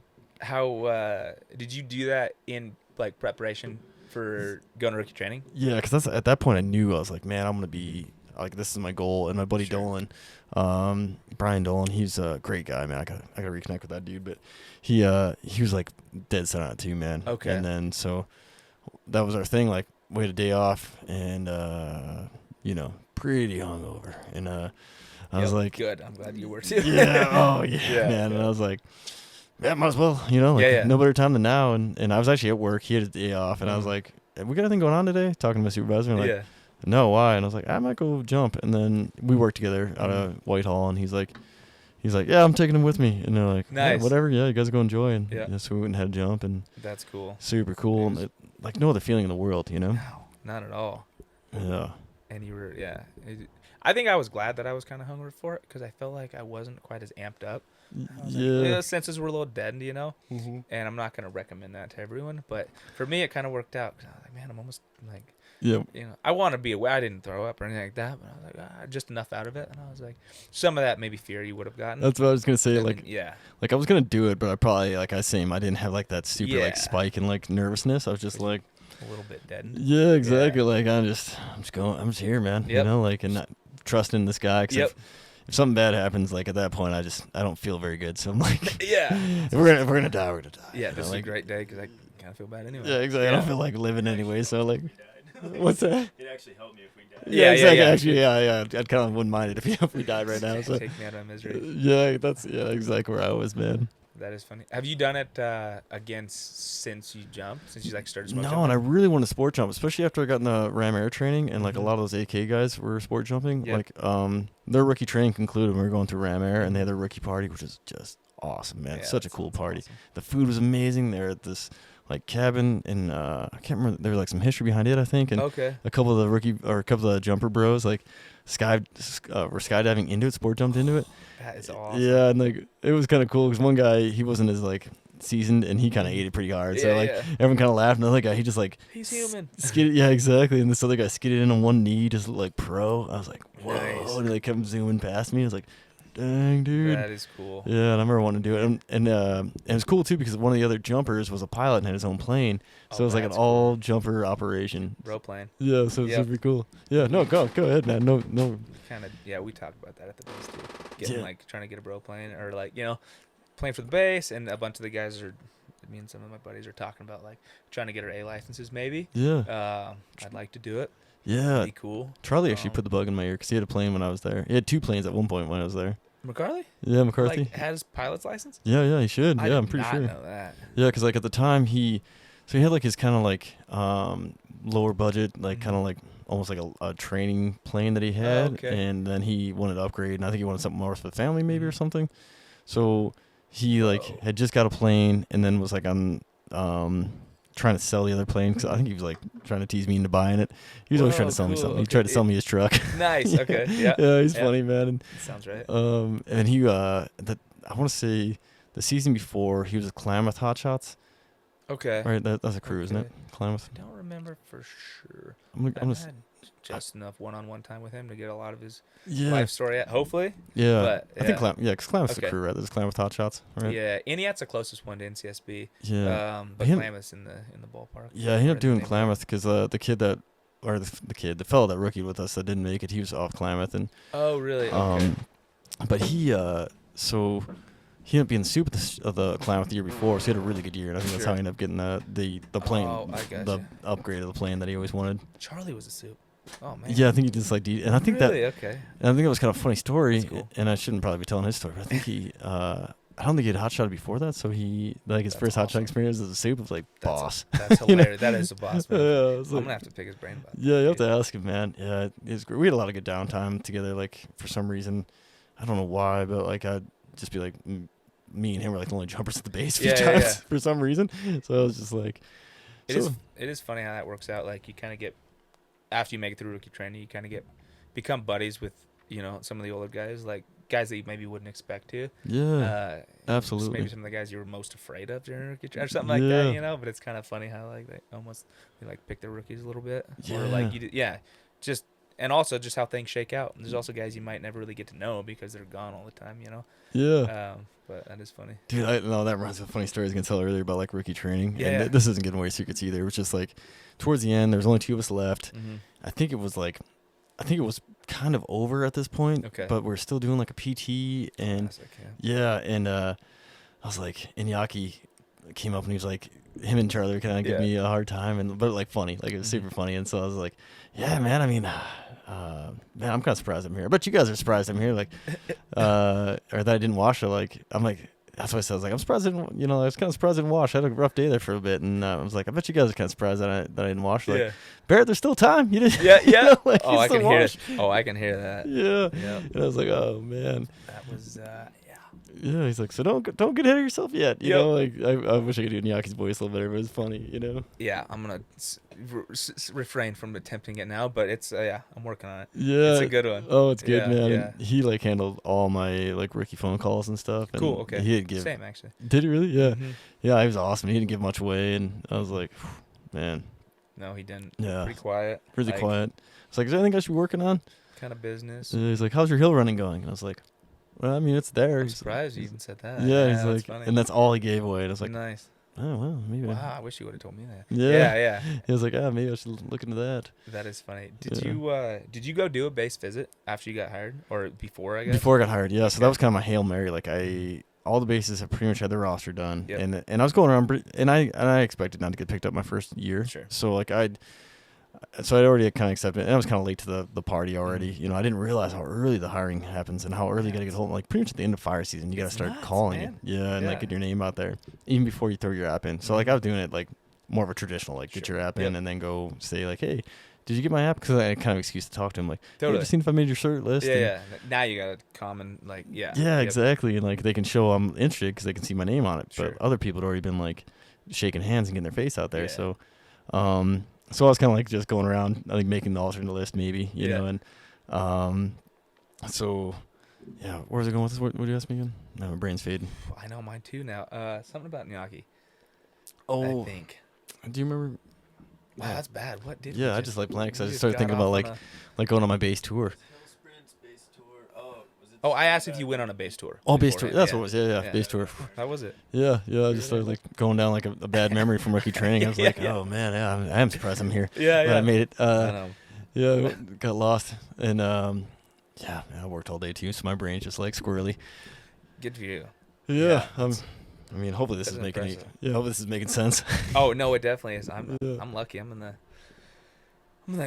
unemployed, laid Yeah. off lifestyle right now. Oh, it's which is- important, which is especially awesome, especially this season. especially after a good fire season, man. I think that's Mm-hmm. a different story about being like a full time hotshot. I think it's Mhm. gonna be kind of tough for folks Yeah, because I mean you go heavy, man. Hot shots are like you need that. hitting it hard, yeah. So it's a Totally. good break to take time but I understand both sides because like you know like being able to work year round and get more towards your retirement Yeah. and more towards your time and grade and maybe jump the ranks a little faster. Mhm. So I kind of understand the other side of it, but man, especially after my rookie year, like you, like I was Ready like to be- yeah, like when we got furloughed, I wasn't that sad. No. You know, I was like You need it, man. Yeah, exactly. Man, a little bit. yeah, like- exactly. I needed to like digest what just happened Mhm. over the last like 6 months or whatever it was. You know. Yeah, yeah. I was like, I need to hang out and take it all in, and then Totally. and that's where I think I started kind of seeing the growth. I want to Yeah, say yeah. like from going through something that hard and putting my body through something that I wasn't even sure if I was going to make it through. Like I wasn't going to quit, but like there's some stuff that like part of rookie training and every hard training that, you know, like you don't know how you're going to react. You don't know what you're going to do. And there could be something that like just hangs you up. Yep. And like you could be just a beast. I know one person in particular that I think they tried to rookie 3 times and they were physically just a specimen and they just could not get the rest of it down. Yep. You know? Yep. And I don't want to get too specific in that because I don't plant any seeds in anyone's head. Sure. Yeah, there was some aspect of rookie training that was just like couldn't conquer it, man. And it's like it wasn't for lack of trying, you know? No. This person was an animal. Yeah. And it was like, man, it was hard to see because it is hard to see. It happened the whole time I was jumping. Yeah, this person had three tries like during my career. Man. Yeah, I was like, oh. But yeah, so like the base tour thing. So back to that. Yeah, I was kind of late to it. So like I ended up going and I was like kind of broke because I was still finishing up school. Okay. Yeah. So so whenever I had time, I'd go. So I was able to go to Missoula right away because I was living close and shake hands. And then I went to West. Okay. And that's when I found out like kind of everyone's roster was already kind of full. And okay, sure. it was kind of funny. Like I was talking to a guy from Missoula, and he's like shooting some numbers out there, and I don't think he like thought much of me at this time. Yeah. And like I was in cowboy boots and a flannel, and nice. And he's like telling me these times. He's like, we got folks that are running like a 9-minute mile and a half and doing 20 pull-ups and 100 push-ups, and I was like, I'll do that right now, dude. If like you don't think I can do that, I'm like, I'll do that right now. Yeah. And he's like, no, I'm not. I'm just letting you know where the numbers are. Wow. And I don't know if he was like really calling me out or not. But that's what it felt like. So I was like. I had a chip on my shoulder already because I'm like, I'd heard somebody else tell me that they didn't think I was like gonna make it. Man. So I was like, that's all you need. Such good fuel, man. Some goading, yeah. Yes, I don't even like. Yeah, I got nothing against that person, man. They gave me so much fuel. Totally. And no, you never do. Yeah. When it's over. Yeah, exactly. It's like I kind of needed that a little bit. Yeah, it was kind of nice. Yeah. So I went there and I had some good interactions with Missoula. There was just like that little like. See, I think it was kind of see where I'm at on things and see how committed I was. Definitely. Because I heard stories in the past of like people come to Missoula and they're like, saying like putting these numbers out there, and during the base tour there's a convenient pull-up bar. Oh yeah. So they're like, oh, how many can you do? Why don't you hop there? Hop up? Yeah, hop there and crank a few out for me, would you? 2 days ago. Okay. Yeah, exactly. Yeah. And then like, and the reality hits in like. And what is the minimum? 11 pull-ups? 7 pull-ups. Now oh yeah, 7. Yeah. For the feds. Yeah. But like, if you struggle on number 7, like that's not a good look. You know what I mean? It's that kind of thing. And then I got my numbers dyslexic a little bit, but yeah, because 11's like the mile and a half cutoff, right? I think it is 11 now. Yeah, I can't remember. And then West is different because elevation. Did you know I that? heard about that. Yeah. I did hear about that. So, that they do almost a corrected. Yeah, they corrected. Yeah, because you run a little slower time. Yep. Because of the high elevation. Yep.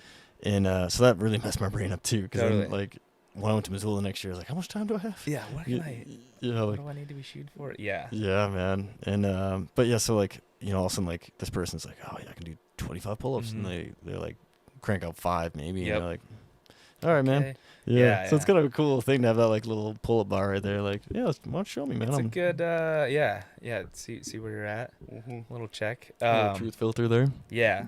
And I was a little bit nervous. Well, I wasn't nervous about that, but when I went to do my visit to NCSB, I was like, man, I don't have my running shoes in the truck. I kind of like purposely left them. And there was a bunch of snow and whatnot, and I was like, I'll do whatever they ask, but I kind of doubt it's going to happen. Yeah. So I ended up I drove like 2 hours to see them, and I was there for like 20 minutes, and then I left, and I was like, okay, that was good. I'm ready to be gone. Yeah. That's a lot of pressure. I'm ready to be done with these guys until I see them again, because it's like, you're just terrified, Especially because you're locked in right at that point, right? Yeah. Yeah. So you didn't visit any other bases then, huh? No, and actually how it shook out, I was planning on it. I was like in the process of planning base visits. I had been on the phone with NCSB, like being like, hey, I'd like to come do a base visit, all this stuff. And then they ended up hiring me before I'd done a visit even.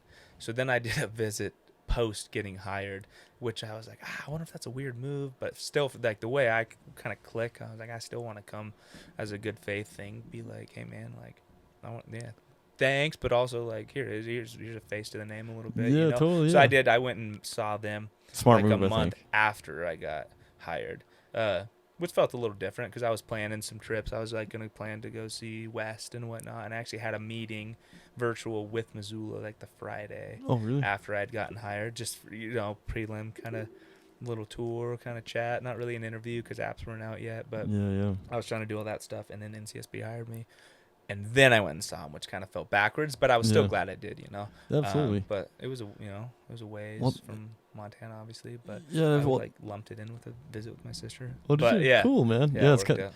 Yeah. Part of the drive is not as cool as I was hoping, and No. then another part. Another part of the drive is really cool. Yeah. Yeah, like Uh, kind of from yeah. Spokane to like Cooley. Was it Cooley Yeah, Dam or something like that? yeah. When you turn and you kind of start winding up towards, I remember. I don't know if you had this experience. I kind of bet you probably did.